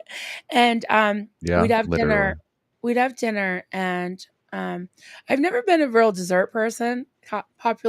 Contrary to popular opinion from a certain troll, I'm not like a big, whatever dessert person. He says I like chocolate bars, whatever. Who doesn't Nothing like wrong with certain? that too, man. Even if you Yeah, do, what the yeah, fuck? exactly. Especially women. Don't you love your chocolate? Yeah, well, Or I am I going guess to get accused of being a misogynist, certain sexist, or times because I just said maybe, that? yeah. Ash, Jesus. yeah, especially You have if to Ash watch is into that. everything nowadays. By the way, Marilyn, I call women gals, and everybody's like all offended by that too, and there's no offense met. My Gals? understanding It's is just that's yeah, gals. My oh, it's understanding is just that's a polite way of saying a lady. it no, it's I Apparently think it's not in fine. I today's think woke it's woke respectful. It's like what vocabulary. old men that's what old guys call gals. Like, Yeah, I used to work with the elderly, and the older guys would be like, "You're a nice gal." Yeah. It's just a very it's classic. Yeah, it doesn't bother me. It doesn't bother me. we have I'd rather another be called a racist in the gal than a audience. chick, We have you another know? racist in the audience, by the way. Here, it's going to get Chocolate's accused of actually being racist. healthy. Yeah. It contains magnesium. No, I was just making I'm oh, just fucking with you, Ashley said she Marilyn. says gals all the time. I'm just kidding about all the Fifth comments or Avenue whatever. bars are better than Thank you, love it. There's nothing wrong with that. I just get so paranoid nowadays no. because phrases I could use, Marilyn, when I was growing up, where you could bust your buddy's balls with whatever words. There's so many words now that are Yeah, offensive. Just like in the last 10 years, I'm like paranoid on like actually picking my words nowadays. And also that appertains to what cults do, man. They make you limit your vocabulary and they right. make Yeah. add a lot of Yeah. significance to If I words. know that it offends somebody, I'll try not to use it. Like Yeah, me certain too. things like the W word, I think that needs to be retired. But then there's things that you don't Definitely. mean to. Like if you know that it bothers somebody and you still use it, then that's kind of douchey. But I don't Douchey. have a problem with being I'm gals. offended by you saying douchey. Okay, well, I'll try not to say it again, but I might. Just kidding. Another way of looking at that is just choose not to be offended. It's a choice. Mm, Except for, like you said, we got to get rid of the W word. It's yeah. not cool that the G word said the N word. And, there's definitely offensive stuff. I'm just saying I didn't learn until last week that gals was offensive. But let's It's carry not on. offensive to No, me. no, I It's know. not offensive to me at Well, it is all. to some people. I Okay, just well, found out. whatever. Ashley, They what do you can, think? Would you be offended if I called you a gal? Now, this is a she calls woman who people uses, gals, she she said. fucking has fucked up in her name. I don't think she gets offended very easily. I'm going to go out on No. a limb there with Ashley. She said she calls people gals. Women gals. So, see, woke is Mhm. actually black African American vernacular, and alt right has weaponized it. Okay. And also, I wonder, is it Oh. offensive too? Did I just accidentally, again, without even knowing it, just by using the word woke, offend somebody? I don't know. Let us know in the comments, Ashley. I th- I think it's the motivation behind it. I think it's the spirit of the word instead of the letter of the word. To use No, a no, Bible I hear term. you. I To hear use a you. Bible term, you know. That Yeah. might be how you mean it, but just saying it nowadays, certain words you might not mean to be offensive and you didn't know were, Yeah. but the thought police and the word Nazis will jump on you. Just hang out in my comment section for a while, Marilyn, and you'll see what I'm talking about. Okay, but I Oh, didn't want I to get off have, track. and I was Okay. accused of having a mask on, and I was like, my real name is right Yeah, there. What's yours? don't get me Like started on that guy. Fuzzy Biscuit or some shit. I'm like, I don't think so. I don't. That's not what the name was, but it was something like stupid like that, you know. And thank God, by the way, just to pinpoint this and get back to the story. Sorry to get off track, but witness says, Doug, I was only mildly offended the first time, 5 times I heard it, but once I knew you were cool, it was okay with me. Are you joking, witness? I honestly don't see how anybody could be offended by the word gal. And also, if people know me and watch the channel, they would know that that's like not my style. So I would have made a mistake if that was offensive. But fair enough. Well, So 5 times is a magic a number. gal doesn't bother me at all. I don't understand that. I know that I think it was Mark said that on a stream that he was getting in trouble for calling people girls. And I could see that just because if you're a grown woman, maybe you don't want to be called girls, but I call the second gen girls. Woke isn't great to say. I call them word Nazis and info trolls. See, Yeah. now I have to never say that word again and just stick to word Nazis. This is how I've had to Right. reframe my brain in the last 10 years. Yeah. Anyways, let's get back to the subject matter at hand. Sorry All to right. go off on a diatribe, but It's we all were good. talking about a day in the life of the Yeah. evil Marlene. Yeah, so we all like there were all these charts and certain people's turn to do like the dishes and of course we didn't have can't remember if we had a dishwasher or not. But there were quite a few people living there. There's at one time there could be anywhere from 12 to 15 people living there or just kind of hanging out. So then after dinner a lot of nights if we didn't have like an actual service like a Bible study or something, we would sit in this back living room and listen to indoctrination tapes. Oh, what fun. Just, Hellfire and Brimstone. of course, lovely titles like Hellfire and Brimstone. We had Yes. lectures of Xenu on the Yes. second target too. Yeah, please carry Yes. on. Singleness and holiness about how How you you have got to to be. repress your sexuality. Yes, yes, yes, that kind of stuff. Oh my Yeah, so God. it was just like how terrible you are and how God, even though he saved you and he loves you, if you don't cut it, you're gonna burn in hell forever and ever and ever. But he loves you and he needs money. Money and Yes. your devotion so you can give him more money until you're no longer of use, and then you can be Exactly. booted out and fair gamed Yeah. if you speak about the long con that these Yeah. cults do. Yeah. And I would just sit there in the corner and crochet. And that helped me, I think, from just gave me just enough hit of like a dopamine or something where like I didn't feel like I was gonna like crawl out of my skin. And you could see people just like zoning out and kind of dissociating or whatever, That's what they do. drooling. I mean, falling asleep, everything. It was so fucking boring. And here we are, in early mid 20s, early 30s, it's just what are we doing? Like and Duncan always says this, and it's so true, is that she was two different people. And I have this fucking history of looking up to these older women that are psychos that have two distinct personalities. Can you describe that a little more and how that played out? And did you ever see her do like a literal switch? Yes, yes. Wow. Um, yeah, and Duncan said this too. Like she would just be like, okay, so I'm gonna try to do this. I'm probably gonna offend people, but she would be Okay, go like, for it. she would talk like this because she was from Long Island, Fucking A. right? Fucking She's A. from Long Island. Yeah, she's from Long Island. And she'd just be like, you guys better, get it right or you're going to hell. God is watching you. He hears you. He does it. And she would just have this high pitched and she'd say, you need to die to yourself. You need to die to all that.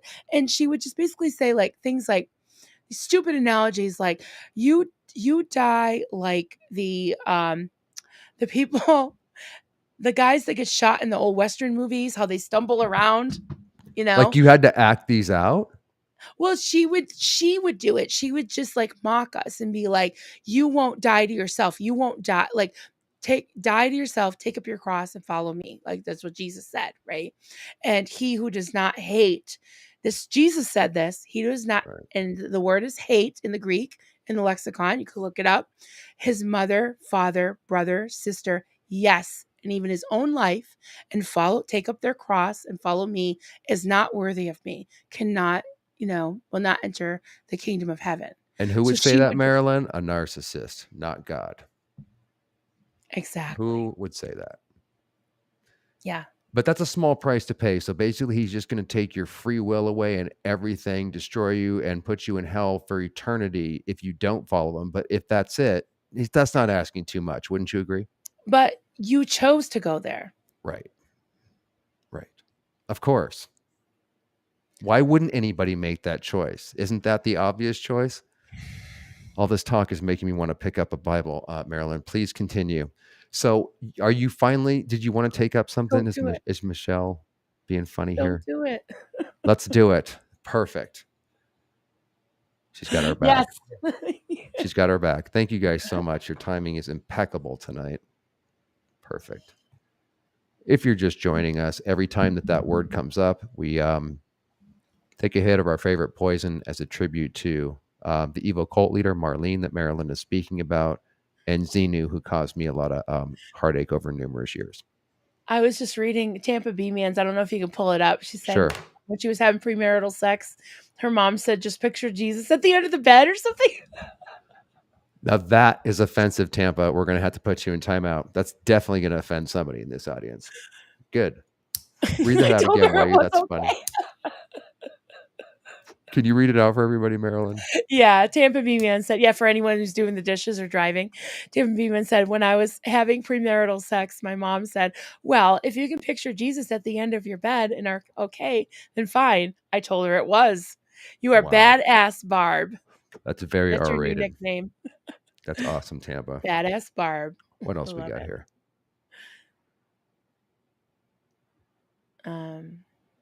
Someone's What you trying got? to hypnotize us in the audience. Okay, we'll play along, Close your Evelyn. eyes and think of Close your England. eyes and think of England. Is that Okay. supposed to be some transcendent new Oh, process? there's a protest happening soon, right? When is that? Yes. The IAS. Dusty Dan. Good evening, Doug. Did you watch Seinfeld, and has anyone ever called you Cosmo? No, but I don't know who Cosmo is. I think somebody said I look like somebody in Seinfeld, possibly. I totally forget. There was a few people I've that would never always come up. seen an episode of Seinfeld. You know why? I was Really? in a cult. Well, because I was firmly Oh, in the right. cult for 90s, so I missed Seinfeld and Friends. That's And another thing that happens in cults. You and, miss and cultural King of references. Queens. I never saw that Really? either. Cosmo is Kramer. I'll have to check that out. Speaking of Seinfeld, I think I'm going to do a short video tomorrow on his brush with Scientology and how he actually Really? liked it and it helped him in his career, supposedly. Interesting. Yeah. Yeah, there's okay. I thought there was something else here. Okay. So do you want to well, I guess we've kind of covered the broad strokes, but there's Yeah. before we get to like the exit stuff and why the hell you're able to Yeah. be so freaking bright, to this day, perfect time for a cigarette. Again, timing impeccable. I just But wanted I'm to getting ask you, you said it was kind of a slow process. It wasn't all at once. So you probably had numerous things. yeah. So can you give us some of the highlights of what finally led up to the quote breaking point, if there was one specific moment? And then what was the exit process like? Were you allowed to Yeah. go, or did you, was it Well, traumatic? it was dramatic. So before I go into, leaving, Mm-hmm. I just wanted to give just a quick Please. picture of what the quote going before the board was, because that kind of plays into our thing with leaving, and also the thing with my daughter. So Marlene would discern. God would tell her, tongue in cheek, right, that there was something hidden, something wrong, and I would get called before the board a lot. And as you see, the process of me breaking down, it was years of this. And so, what it usually consisted of is that she would call me into a room. Sometimes it was just me, sometimes it was me and another person. Towards the end, it was me and Duncan. She would call us into a room and have the board of elders basically sit in a circle around you, and you'd be in a chair, like a hot seat, like you're playing Duck Duck Goose, but with somebody in the middle. And I was in the hot seat in the middle. And she would lay hands. She would just basically read a scripture, usually something really like terrible from Jeremiah, or like something from the Old Testament about like you've been found in the about like Nebuchadnezzar or something, like you've been found in weighed in the balance, and In you've the been dung found heap? yeah, you're gonna end up in the dung heap. Oh, that came up a lot. You've been weighed in the balance and you've been found lacking, right? And she would live. Yes, I will do a Marlene after this. I am gonna need a Marlene after this. Man, That's new. I'm impressed, Marilyn. We're fucking still standing and shit, man. I And know, we're these doing these pretty people in good. the audience have to be plowed because they're really going at it. Thank you. You guys, please feel free to indulge. We'll take a bit of a break. Yeah. So she would lay her hands on me, and she would start her Oh my ticking and god. and be like, and she would lay her hands on me. And the thing about laying hands on me, it's humbling because you got these fucking people standing. I tell you, she's always standing over me. She's standing over me and laying her, and she would like lean on you. And literally go, And I mean, yeah, and then sounds so she'd crazy. start these repetitive, like, thank you, Lord, thank you, Lord. Thank you, Oh Lord, my thank you, Lord, god. thank you, Jesus, praise you, Jesus. And she'd start whispering. And then at one point there would be like a dead silence. And she would open one eye, Oh my because I would be god. like looking, like sometimes I would like looking at her, because sometimes she'd stand in front of me and do it, and I would look up at her like she couldn't see me. She'd open an eye and she'd say so and so to one of the older ladies. Sometimes there were men in the room, depending on who was on the board, whatever. And she'd say, I think you have a word for Marlene. And you could see or you could sense like the trepidation, like she was almost like you could see the smoke coming out of her ears, like, shit, now I got to come up with a word. Of course, she didn't say shit, but she had to come up with a word for me. So she'd be like, um, I'm getting a word. I'm getting a word from Marilyn. And she'd be like, I'm hearing in my spirit the word Achan. And Achan was this bad guy in the Bible Of that course. took the spoils of the one of the battles of the Israelites, hid them under his tent, the gold and silver.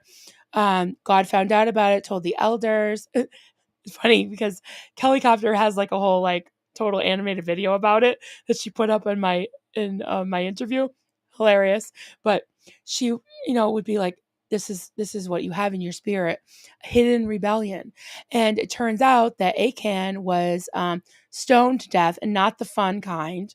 He was stoned, and brutally murdered with his children and his wives. I guess they had more than one wife back then. All his possessions, his animals, his concubines, which is like his, what are those called? Like wives, but they're not married. His concubines, whatever, and they were all killed and thrown into this valley of Achor, was called. And the valley of Achor was actually what the Door of Hope was named after, because in Hosea 2, it said, God will take the valley of Achor and put it into a door of hope. So it was always this thing of, if you admit to this terrible thing, if you take this awful thing on you, whether it's body thetans or demons or whatever, if you sacrifice yourself, and there's some kind of pie in the sky that's going to make you happy. You know what I mean? So it's going to be this is good for you. This is good for you. So I would just to get the pressure off, I'd be like, okay, God, I admit to a spirit of vacant. I'm laughing about it now. It was fucking scary. It was like, okay, bring me back in the fold. I'll confess. I'll confess. I have a spirit of vacant. I can't, blah, blah, blah. Just please don't, you know, like basically condemn me, because she had the power over me to basically say, you were okay with God, or you're condemned, and you are, cast out in outer darkness, and you're going to be on the dung heap, right, which is the shit pile. So I would just That's pretty confess whatever. self-explanatory. Did she Yeah. ever give you a biblical explanation of horse shit besides Well, it was herself? the dung heap was like, yeah, it was like, well, shit is fuel, right? So it was like this to be burned up. It was like just cast Oh my away. God. God just throws you. And there was another thing too about this like all or nothing thing, is Hmm. like, there's a scripture in the Bible that says that God would rather have you hot or cold, because if you're lukewarm, he'll spew you out of his mouth. So that's that radical, whether it's Islam or Sea Org or whatever. It's just that's all or nothing. Like I remember Leah Remini saying that, you can't just dip your toes in Scientology. You're in or you're out. You have to, Yeah, that's you another know, sign of a destructive cult, again, showing that they all have the same playbook. In Scientology, it was totally a policy that we read called KSW, which stands for Keeping right. Scientology Working. And like any doomsday destructive cult, it said at the very beginning, this is a deadly serious activity. We're not fucking around. If someone signs up in Scientology on day one, consider that they signed up for eternity. We'd rather have you dead than incapable. That minor little policy is the very first thing that you read in the And courses. that's what a certain lunatic in a black turtleneck was saying with his evil maniacal laugh Hey, when he's he just got following his, policy and trying to take on the yeah, beingness of Tom Hubbard. Cruise. Tom Cruise. Yeah. Yep. That's insane. Yeah. So that was the reference that I was referring to when I talked about going before the board, and you would just do anything to get out of there. And again, whether it's like the chemicals in your brain or what, is like I felt like God had forgiven me because she had forgiven me.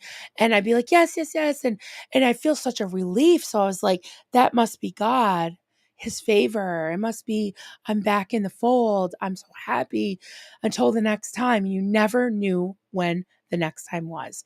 And I realize now that I could take a lot of abuse on myself, but you fuck with my kids, that's what started to be the beginning of the end, right?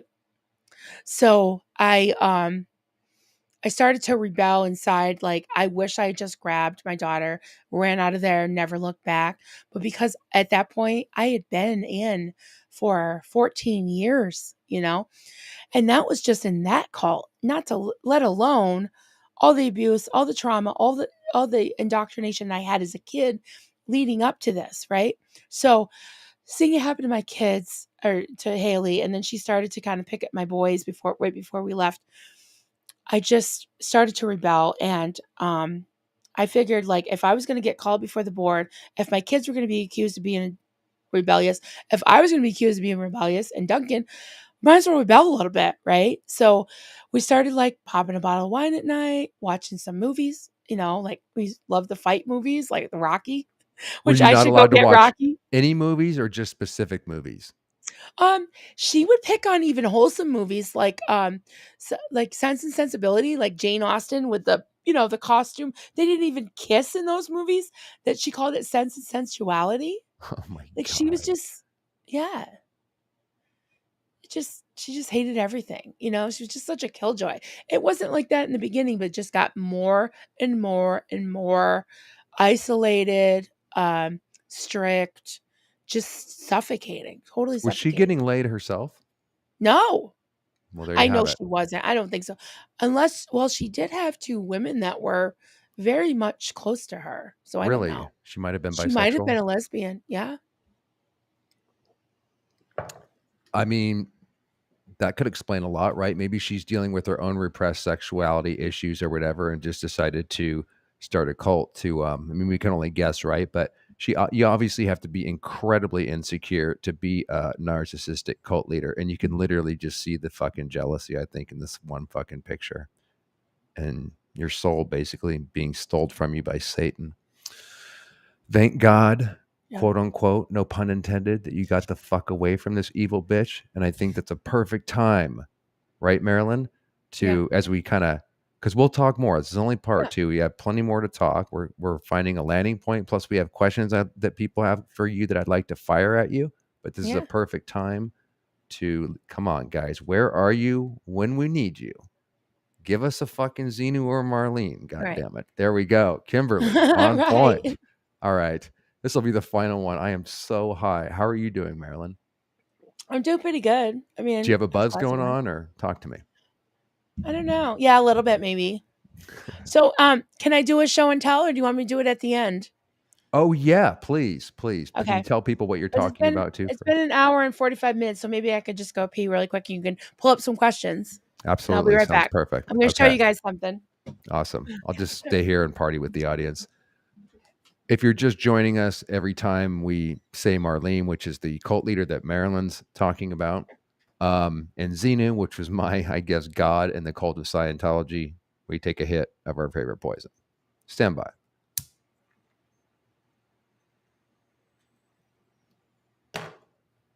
If you guys have any questions to throw out that I could answer that before we get back with the questions that you have about Marilyn, please feel free to throw them out.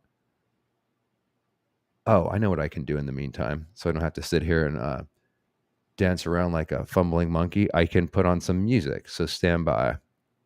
What would you guys like to hear? Chill, down-tempo, lounge, hip-hop, lo-fi, chill hop, ambient, or future pop? Let's start with hip-hop.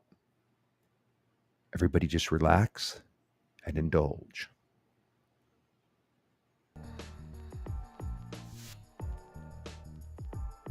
I never felt like religion made sense to me. That's why Scientology, because it required a faith, right? And they did seem ridiculous to me, even though from the ages of 0 to 9, me and my family were church on Sunday Christians.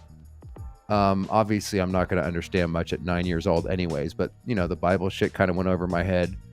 And even as I got older, I always rejected religion, but Scientology was sold as a science. It seemed to be scientific. It was unique, at least to me at the time. So I thought that we had the real knowledge. There's no way in hell it was a cult. And it certainly wasn't sold as a religion. That's only something that we told outsiders, but we knew it was a science, and we just had to kind of say it was a religion. Well, one, because we dealt with the spirit, and two, it was a tax write-off. But no, it was the whole selling of science, that there was a scientific way to free yourself spiritually, that hooked me, and I always rejected religion. And here comes fucking Rocky. Yes, I'm so glad you remembered. Yeah. Marilyn, can you please explain who this cute, adorable guy is? Can you introduce him? How long has he been on this insane planet? What's his name? And Right, this is Rocky. He's 3 months old. He's born on the 4th of July. nice. Independence Day, right? Wow. You can see him. He's Here he so is. cute. Can I put him on full screen and jump off just so you Yeah. can show people he's a cutie pie? This is Rocky. Say hi. Say hi. So he's dark gray. He's a wolf sable. And he's got little tan paws. He's got his boxing gloves on. Say hi. And he has a big brother, Apollo, but I don't dare bring him in here because he's crazy. He'll just be breaking up the place because he's hyper. So, rockers. He is so fucking cute. Thank you Cute. for remembering too, because we promised we were going to bring him in last time. I know. What a sweetheart. super cutie. So we named our doggies Rocky and Apollo after Apollo Creed and Rocky Balboa because I swear those movies like kind of gave us some fight to get the hell out of there, I was going to say that's a perfect segue into what was getting you out, because you not only named your dog that, but you told me that Rocky was actually like an inspiration because you're looking at shit that's getting that rebellious spirit that you had. You're getting sick of fucking Marlene shit year after year. You finally start rebelling. By the way, I can relate to that so much, Marilyn, because I had a friend of mine. I was always trying to be pure, but I had a friend of mine that would rebel just a little bit more than me. So he would encourage me to do that too. And when I really started to follow the rebellion thing, that was sort of leading out. So when you hit that stage, a movie like Rocky that everybody takes for granted, did that actually like inspire you to like literally like break out of the cult and take your power back and shit? yeah, it was kind of like just gave me like just a will to fight. I don't know. It was just the fact that like we had just been so suppressed for so long, and anything that we did, we never we never had any like, what would you say, like um satisfaction, like, when you work hard for something and then you're happy, like, you got have like a hard work ethic and you feel like you can have like the fruits of your labor. And when Marlene, so that big building, people had like kind of gotten married off and nobody was really living in it anymore, and it was being sold because we rented it. And Duncan and I were, really struggling. We had 3 kids and I wasn't working because I was being basically forced to homeschool my kids, which I didn't feel like at all qualified to homeschool them. So we were kind of living paycheck to paycheck. He was working outside the house. And um, at one point, Duncan's aunt passed away and left him, some money. And there was also an older man in the church that had like a pension, and they pulled their money together and put down a down payment for the building that she's in now. Much smaller farmhouse, but with a big open living room kind of area where she could have her church services. And she was having them fix it up. Duncan was always doing maintenance, but now, he's got 3 kids. He's got a job an hour away, gone all the time, and he was spending like all of his free time up there doing her bidding. Well, she wanted him to paint these rooms, and she got the paint, told him what color. He painted the rooms. She didn't like the color, so she picked out another color, painted all the fucking I guess she doesn't believe in swatches, I don't know, but painted all the rooms again, hours and hours, took him away from me and the kids. And meanwhile, she's telling us we can't have any preferences, no will of your own. I didn't even know what my fucking favorite color was, and she's just being like just such a princess, and like wearing nice clothes and all that. So a third time he paints the room. That was it. Isn't it funny that just something like that, I was just like, you know what, this is it. So she realized, I think, that she sensed that I wasn't drinking her Kool-Aid at all anymore. And she called the house and said that she wanted to come down and lay hands on me, come in my Of home. course.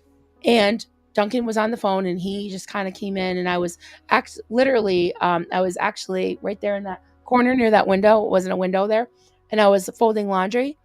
And he comes in and he's like, Marlene just called. She wants to come down and lay. He couldn't even get it out. I threw the laundry basket down and I had a full-on panic attack. I was screaming, yelling, flailing my arms like I was swatting bees or something. Wow, you were going And kind of nuts. I was just like, don't let her hear. Don't let her. And he's usually a mellow guy, doesn't like confrontation, doesn't like conflict.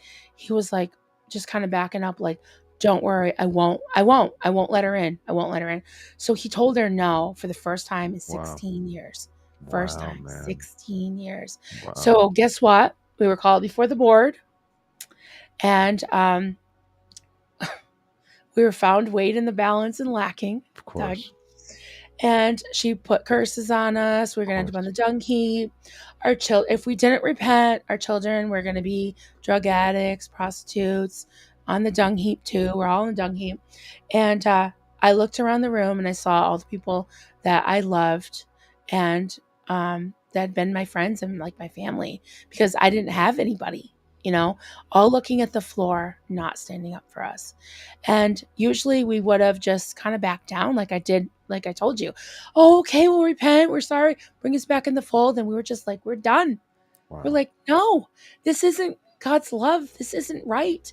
You guys are crazy. You guys Did you say that in front of everybody, Marilyn, that night? Yeah. What you said? Yeah. You said, did you even tell them they were crazy? Well, I don't know if I said crazy. I was just like, I'm done. I can't do this anymore. What was the reaction after that?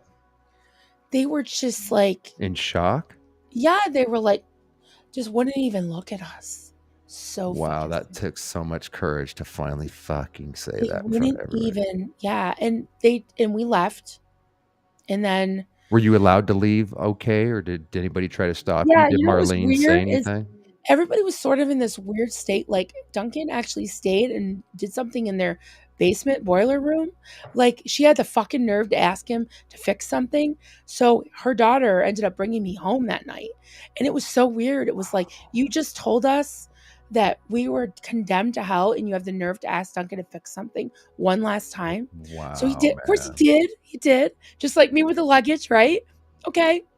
And he went home, and we, like, the next day, I remember it was right before Mother's Day on in 2007, and we never showed up to church, and that was like a big flap, right? We didn't show up to Yeah. church because then they realized we meant business because we didn't go to church. Oh my god, that was like the biggest thing. So we didn't show up, and she sent a mass email to everybody saying that there Of were course. sinners, sin in the camp. There were enemies in the camp, and the enemies were us. We were the enemies, and you know, God have mercy on our souls because we were going to be swallowed up by the devil. And you feel like you are too, Marilyn, until you get the phobia indoctrination and you test it out in the real world. So half of you, of course, is thinking that that's true, right? Totally. And we live on basically on the same road, and like her sons would drive by, people would drive by. I'd be scared to death. Some Yeah. of them did come knock on our door and try to handle us Hmm. and or call. And I was just like, I stood my ground because I just Good for you. honestly, it got to the point where I would rather die. I couldn't do it anymore. So many You know people that say that's feeling? what it takes to. I know, Yeah. of course, I know that feeling. Yeah, that's usually the Yeah. place that it takes, especially Marilyn, when you're in as long as you and I have. You were in for Yeah. 16 years. Yeah, because some of the people she sent to handle us were like peripheral, and they were more Sunday Christian. They go on Sunday. They never saw Marlene act like that. They never saw this. They didn't know about the board and the starvation and the demons, and they just went a few times. They sent the newbies out to you rather than the hardened people that knew how to get you back, Kind maybe? of. I mean, they did have my friends call me, the ones that one that I recruited, and her niece called me. But other than that, it was more of these ladies that were just so just worshiping her. And yeah, I'm sure she strategically did that to think about how you best might respond. The hardcore way probably wouldn't have worked on you, but it was right. still hard to resist too, right, Marilyn? Because there's until you got enough distance from it and Yeah, deprogramming, yeah. and you could go through the doctrine and find out what was true and what wasn't. Did you Yeah, I feel mean, kind we of were having compelled crazy to go dreams. back? We were Yeah, like we were all my kids were, yeah, it was just insane. And we still believed in some of the doctrine. We still believed in the yeah. How spirits could you and not? stuff. So we didn't know what to do. We didn't I just remember, like, kind of just trembling and hiding, and just if I had to go somewhere, I'd just run to my car and jump in and leave because I didn't want them going by, and because I've seen them put curses on people. I had heard them praying for people to break them. That was another thing that was supposedly good. Like, if you were broken, you need to be broken before God. You think of a broken person, you feel bad for them. They need help, right? Like a broken person? No, broken is good because broken is what God wants for you and your children, to break you like a mule, right? And that's good. Being broken before God, being an empty vessel, being a servant, a slave, all good. Can I just say something on that real quick, Marilyn? Because it's a recurring theme that you've been bringing up all night, and I wanted to say this. What you're describing too is the technical, psychological, known by cult leaders way to break someone down, and it involves breaking them down, and then they call it like freezing them, and then you're open to receive the programming of the new identity, the fake self, the cult self, the literal identity of the cult leader and thought, mind, spirit, and everything eventually. So there's a process. This happens in the military too, but I was you just gonna say, know what yeah. you're signing up for. But it's Yep. totally known psychologically that the way someone can go from a normal person to losing their family and following a nutter with rotting teeth like Hubbard or your cult leader, where obviously you're much better than her. Why do you need her, but she needs you? Is because of the very slow, methodical, well known psychological process of breaking him down, freezing him, and then reframing everything so you can take on the identity of cult leader. Absolutely. You said it all. Yep. Yeah, I was Absolutely. just riffing out what you've been pointing out all night because And that's a recurring theme I and think in one her of the most doctrine too. surprising Right. And I think one of the most surprising things, and one of the best things that I discovered as I started to peek my head out and enter the world is that the people in the worldly people on the dung heap were actually lovely people I mostly. know. I still get tripped out by that 18 years later after leaving out of the cult because all I knew was someone who had an agenda and people it was a Orwellian nightmare. So even when I got out, there were so many examples, even today, where normal people that aren't in a cult are actually genuinely nice. And you don't have to exchange with them. Like I had so much help, Marilyn, by strangers that it taught me, it got me over that phobia indoctrination because as you know, one of the things that keeps you in the cult, right, Marilyn, is Yeah. thinking Hold and on. being programmed that the Hold on a outside minute. world, huh? Hold on a minute. Okay. Getting a, hopefully Marlene's not calling you. No, some other fucking troll. Uh-oh. Maybe I should change the music to something more intense. No, someone, I won't say who they are. I'm on a fucking stream with you right now telling me not to be on a stream with you. You know what? The last thing people want, I'm going to go on my soapbox, and it's not, I drink a half a Sure. glass of wine. Sure. No one's going to tell me who I can talk to. Okay. The last thing a cult survivor or a survivor of coercive control want to be told is what to do. Okay. I'm most likely to do the opposite. And I don't even know this fucking person that's messaging me. So, you know, as Reese would say, fuck off into the forever. You're not going to text me and tell me in the middle of a stream with somebody, you know, just say. Do you want to share any more with that? I'm not going to say the name, but they can fuck off into the forever, and they're blocked off my channel next chance I get. Is it somebody I would guess by any chance? Possibly. Okay. I think I might know who you are, and I actually muted them in the stream. There's only like one maniac. That's just so disrespectful. You know, okay, this Oh, is who the other thing cares? too. Like you said, I'm you're just not in a gonna call cult. it out. I'm not gonna say the person's name, but I'm just gonna call it out. Is don't tell me you're looking out for me. I don't know you, so I'm not gonna trust you. Wow. So the thing is, you know, if I trust you and I know you're really looking out for me, if you're somebody that I really like, that I have a history with, please come to me and say, "Hey, Marilyn, I'm worried about you," or whatever. But that's just not okay with Oh, me. Marilyn, this person sounds like a nutter. There's not, if anybody follows my channel, they know that there's no agenda. I don't even fucking like have the thing monetized. It's like totally a passion story. And I was also totally thrashed by Scientology. So if someone's telling you, especially that you don't know, not to talk to me or whatever, just tell them, you know, they can go fuck themselves or you can make up your own mind. But we're not hiding anything over here, ma'am. Well, I don't have the time You don't right have now. to. I If get they're trolls all the watching, time too, dude, Marilyn, and people telling yeah, me if that I they're couldn't watching, talk please. to Zero Dark Tony. You know, who's hated by everybody, which may relate to, you know, who this person texting you. I'll interview anybody, and you know, I get trolled all the time, but you just have to not take it personally, man. Like you said, you make up your own mind. Don't let them get to you so much, man. Remember how you said earlier, where the way you handled Marlene, and you got one over on her, so to speak, was rather than getting emotionally worked up, you just took the higher road. That powerful I'm fucking sorry, statement that you just I made. just got It emotionally doesn't worked up right matter. on a It's live okay. stream. It's totally I just okay. got It emotionally just worked. really You doesn't know, I matter. do have, but I guess I do.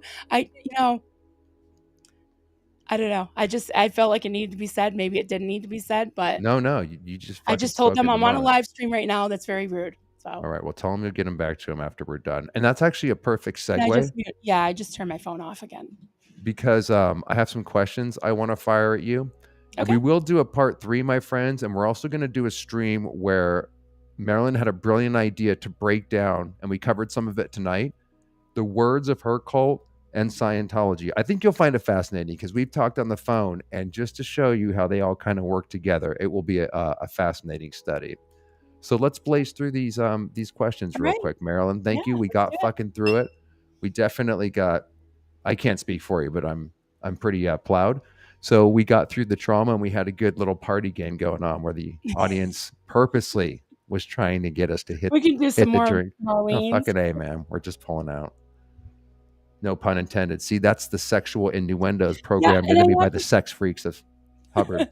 I have this apology thing like going on where like when I cry, when I emote, I always apologize to my stream, but they keep coming back, so I guess they just know, you I think know. that's part of being an empathic person too. Maybe I always apologize and feel like I Well, I'm surprised I And didn't take to the Christian faith because I always felt like I had done something wrong according to my parents. you can probably skip it. I mean, I Question. can tell you some stuff, and you can decide for yourself. Fair enough. Anti, I can't read that. And fuck, man, hang on, let me pull this up. Anti, sorry if I'm mispronouncing that.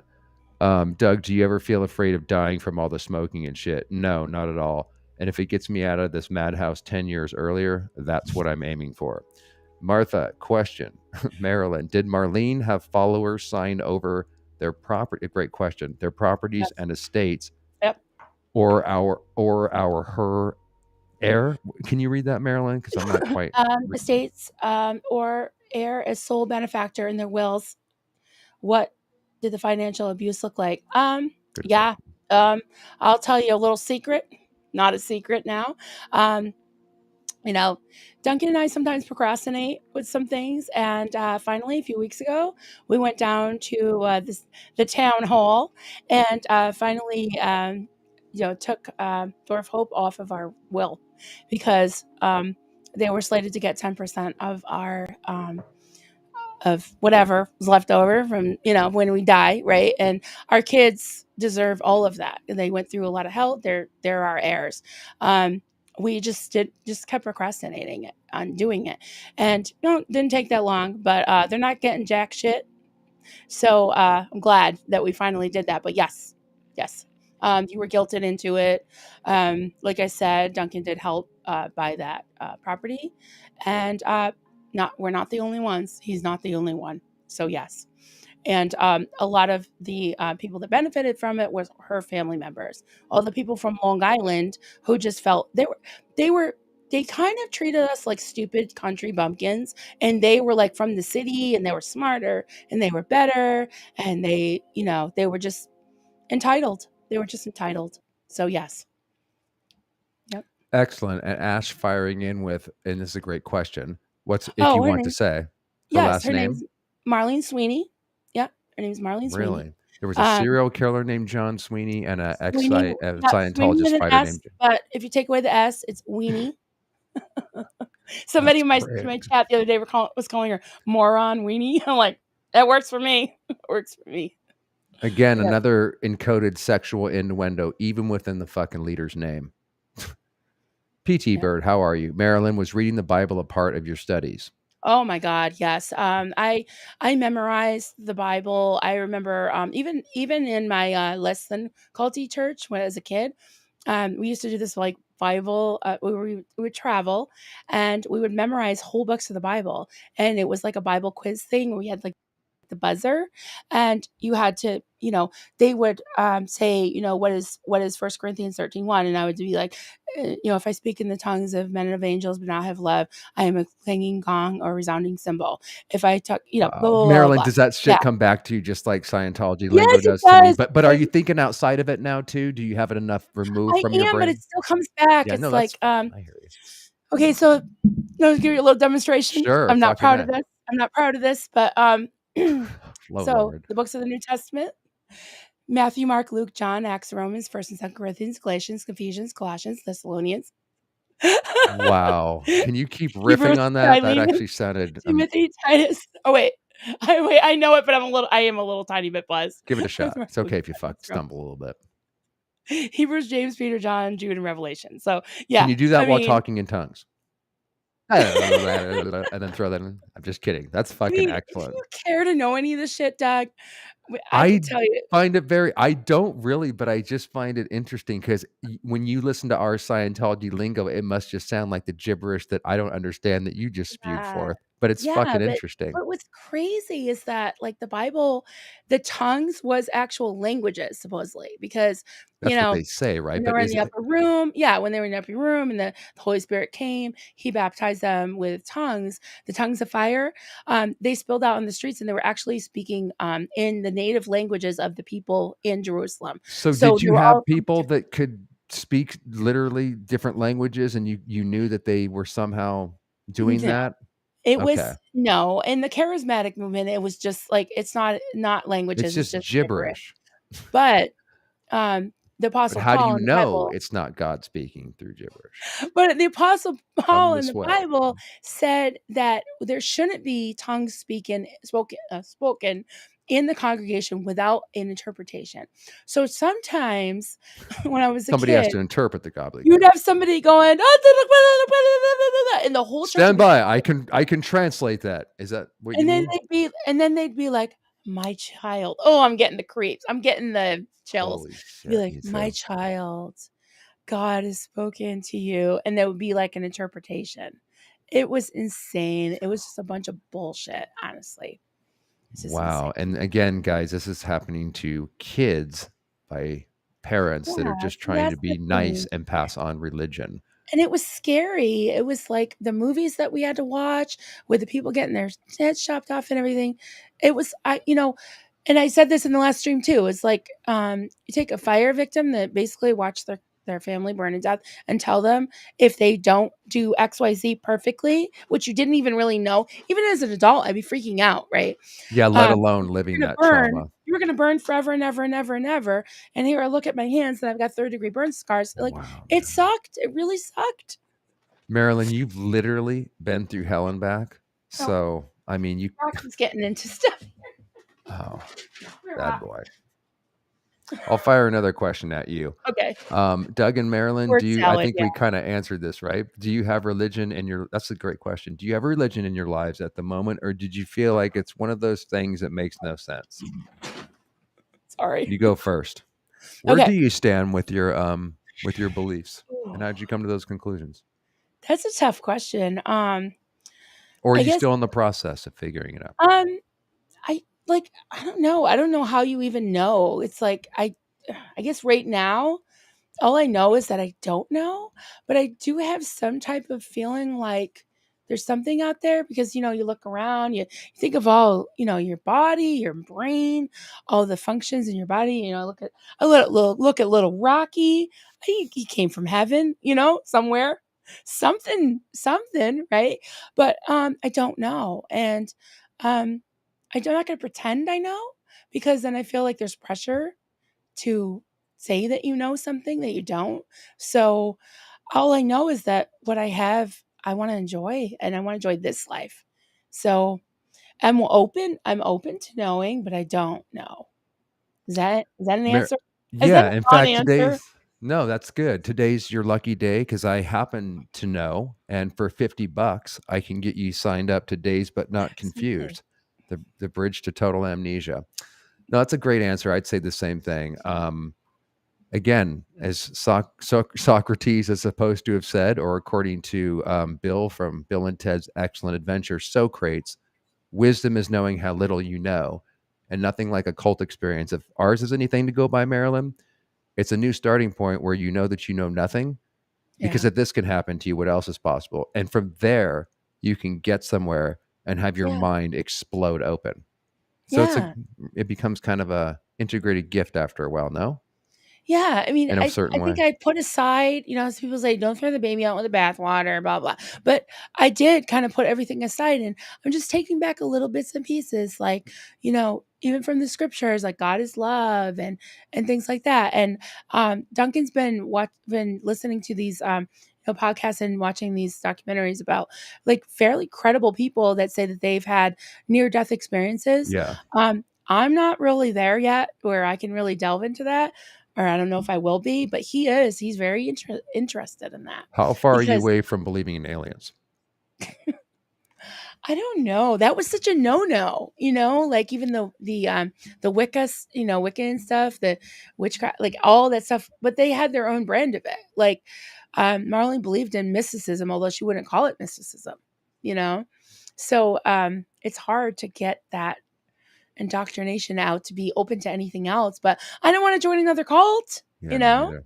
And that's why honestly, like, okay, I'm gonna say it, Doug. Hope you don't mind. But that's why, like, I love this community. I really do. And I'm not going anywhere as far as I can say. But if it does feel culty for me, I'm just saying, You know how I handle that though? Just do your own thing and Yeah, continue to do that's your what own I'm thing. doing my own thing. There's I'm no doing my own membership to thing. join in SP or SP never, and you just do your own thing, and everybody doesn't become a saint just because they get out of a cult. We don't all have to get along, and Yeah. you can just go and you can just do your own thing Yeah, like and I everybody do like else. everybody. I love the OGs, I love the second gens, I love them all, and I have a good relationship pretty much with all of them, but if anyone, I'm not saying they, but anyone doesn't like who I talk to, doesn't like what I'm Yeah, about, that that's part gets okay. so ridiculous to It's watch. okay. Yeah, so funny to watch that, by the way. What? That's why Oh, we don't need to get into it. I've covered Oh, it on the okay. channel before, but I told you, Marilyn, I'm not part of the Sea Org or anything. I grew up as a public and I was never welcomed into the int base, famous people or whatever. So I've always been on the outskirts, but I absolutely would not have it any other way for the very reason you're talking about. Because you can do whatever you want and you can say what you want. You don't have to follow any kind of pattern or whatever. Yeah, and I'll say that Scientology, I don't feel like I owe anybody anything, but I'm very grateful for the friends, the relationships I've made, and Me too. also just for Aaron for basically opening up, Yeah. this to encourage Yeah. people, even me, like a never end, Yeah. to make a channel. I got the AA run mic, it's great, but Fucking hell, you got to yeah, get one of those. yeah, it's great. You don't have They're to all the you rage. just plug it in. Yeah, It's you just gotta nice. plug it in. But, everybody's human, and nobody's perfect, and I'm not gonna sign off on everything. It's like, it's okay to disagree. We're not in a cult. We can ask questions. We can do our own thing. I don't always talk about Scientology, not everybody does. I'm doing, Thank some God. streams about MLMs and AA and fundamentalist cults, and, you're interviewing me. I'm not an ex-Scientologist, you know? Thank God. It's not something to be proud of, despite what some people are. They hold up their status like I was a this. It's like, guys, it's like that's something not to be proud of, like something we Yeah, need to I get rid didn't of. have a title. I was a helpmeet and a servant, and, yeah, I crocheted blankets and dishcloths and sweaters and, wiped stuff with ammonia and washed toilets with my bare hands. Again, you would have been great in the Sea Org. Two more questions before we roll out, Marilyn, and then I'm gonna show people your YouTube channel where they can Okay, subscribe to because she puts up content regularly, and then we'll roll out of here with okay. I think what will be an appropriate outro to summarize exactly what we talked about tonight. The central theme being it's not just Scientology what Marilyn's talking about. An abusive relationship and many facets of society all come from the same playbook. And as we've shown tonight, basically even have the same fucking script. The inappropriate healer asks, how did the mainstream Pentecostal people around you view Moon Sweeney or Moron Sweeney? Moon Sweeney. That's a great question. Our pastor, actually, I talked to his daughter not too long ago, after I kind of came out and said some stuff. She messaged me and she said she remembers her dad, being very like sad and but also very respectful. He didn't throw her under the bus. She threw him under the bus any chance she got, but he didn't do that to her. And he was sad, and he had told his daughter that he wished he had been a little more forthcoming with trying to protect people from going off into this sect, into this crazy, because she started doing these separate Bible studies, and someday I can go into different you know profiles of how of the people that she chose. Very interesting. Hmm. Divorcee women that had husbands that really didn't care about religion or whatever. Like from most uh, vulnerable to least vulnerable, like she had her own little personality test, so to speak. Yeah, she had certain people she would target, and she Mhm. traveled from 3 different Assemblies of God churches and actually, plucked out people from each church Wow. and started her own thing. So, It's very yeah, they thought efficient. she was just a troublemaker. They thought she was just like, yeah, I think they're probably relieved that she was gone, but also sad that she had, taken people that were pretty just decent people, you know? Thank you. Before we get to the final and most important question, I want to show Marilyn's YouTube channel, and it'll be linked in the description box shortly after the video publishes. Marilyn, do you want to talk about what you talk about on the channel and what kind of Sure. inspired you to actually do this? Yeah. So I had told my story to helicopter Hmm. in April. And I have a Facebook group called Coffee, Cults, and Crafts. And there's a lot of creators on there. You don't have to do crafts to be on it. And I was just really getting to know people. And I was doing some streams with Clearwater Chad and Denver Stevo and Juliana Bittencourt, and they were really encouraging me to start a channel. And the technical stuff kind of scares me. But even So watching Aaron, kind of walking you through the thing, like telling you what kind of mic to get and all that, I was like, you know what? I'll try it. So I've done like 100 live streams, I think. Jesus, I know. What the fuck? When does this end? You're making me look bad, Marilyn. You just started your channel not that long ago. You guys are I had my incredible, man. daughter on there. Yeah. Damn. There's Jackson, there's I didn't know you did this Culty much. Vibe, no Culty Liz Vibe. up here. Yeah. Liz, Another Liz. Liz Ferris. Liz. Chatathons. We did Chatathons, Save Bob Wow. Ferris. Yeah. I did. Motherfucking Oh, Mark that was a Turi, great one. too. Holy Hell. That was about Buddhafield with Kelly Copter. That's my husband in the middle there. Wow, this is like a show and tell here. Like I didn't You have see any me and my idea husband? That's where. Duncan. Yeah, right You see here. us? Yep. There he is. Very Yeah. cool. Everybody likes him better because he's super smart. Guys, definitely subscribe to her channel.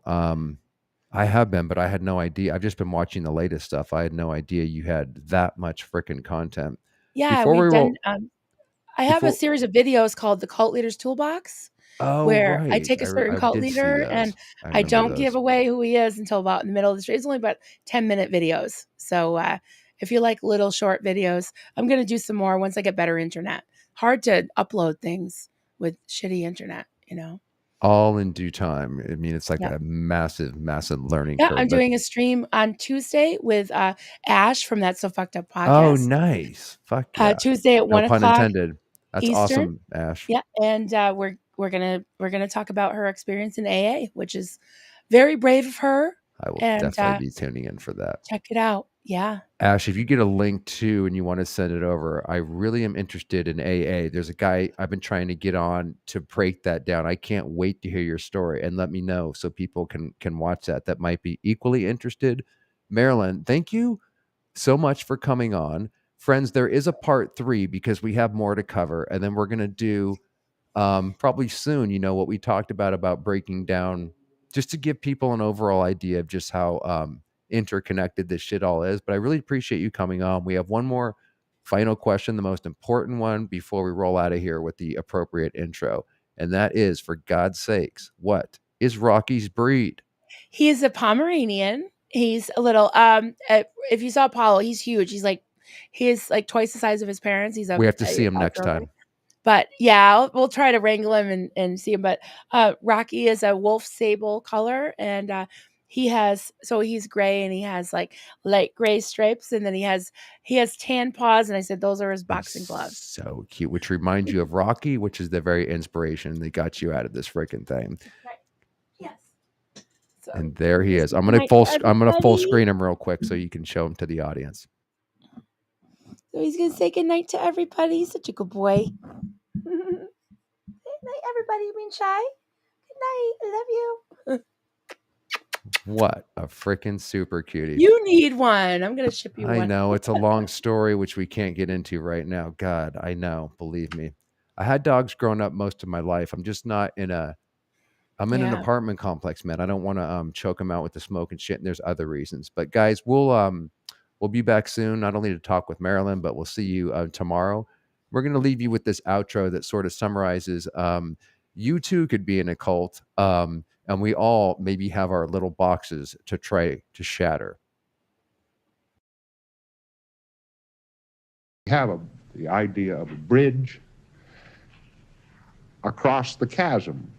Now, that is an old mystic idea that there was a chasm. There was a chasm between this existence, where we are now, and a higher plateau of existence. And that many people, trying to make it, fell into the abyss.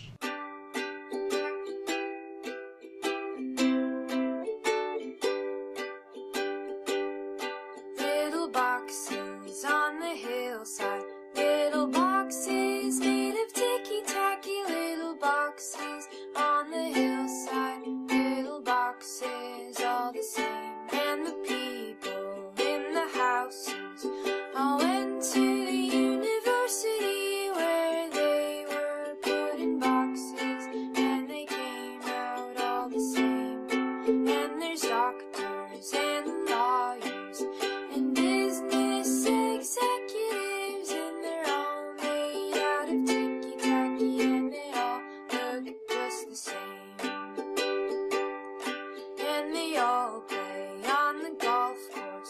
and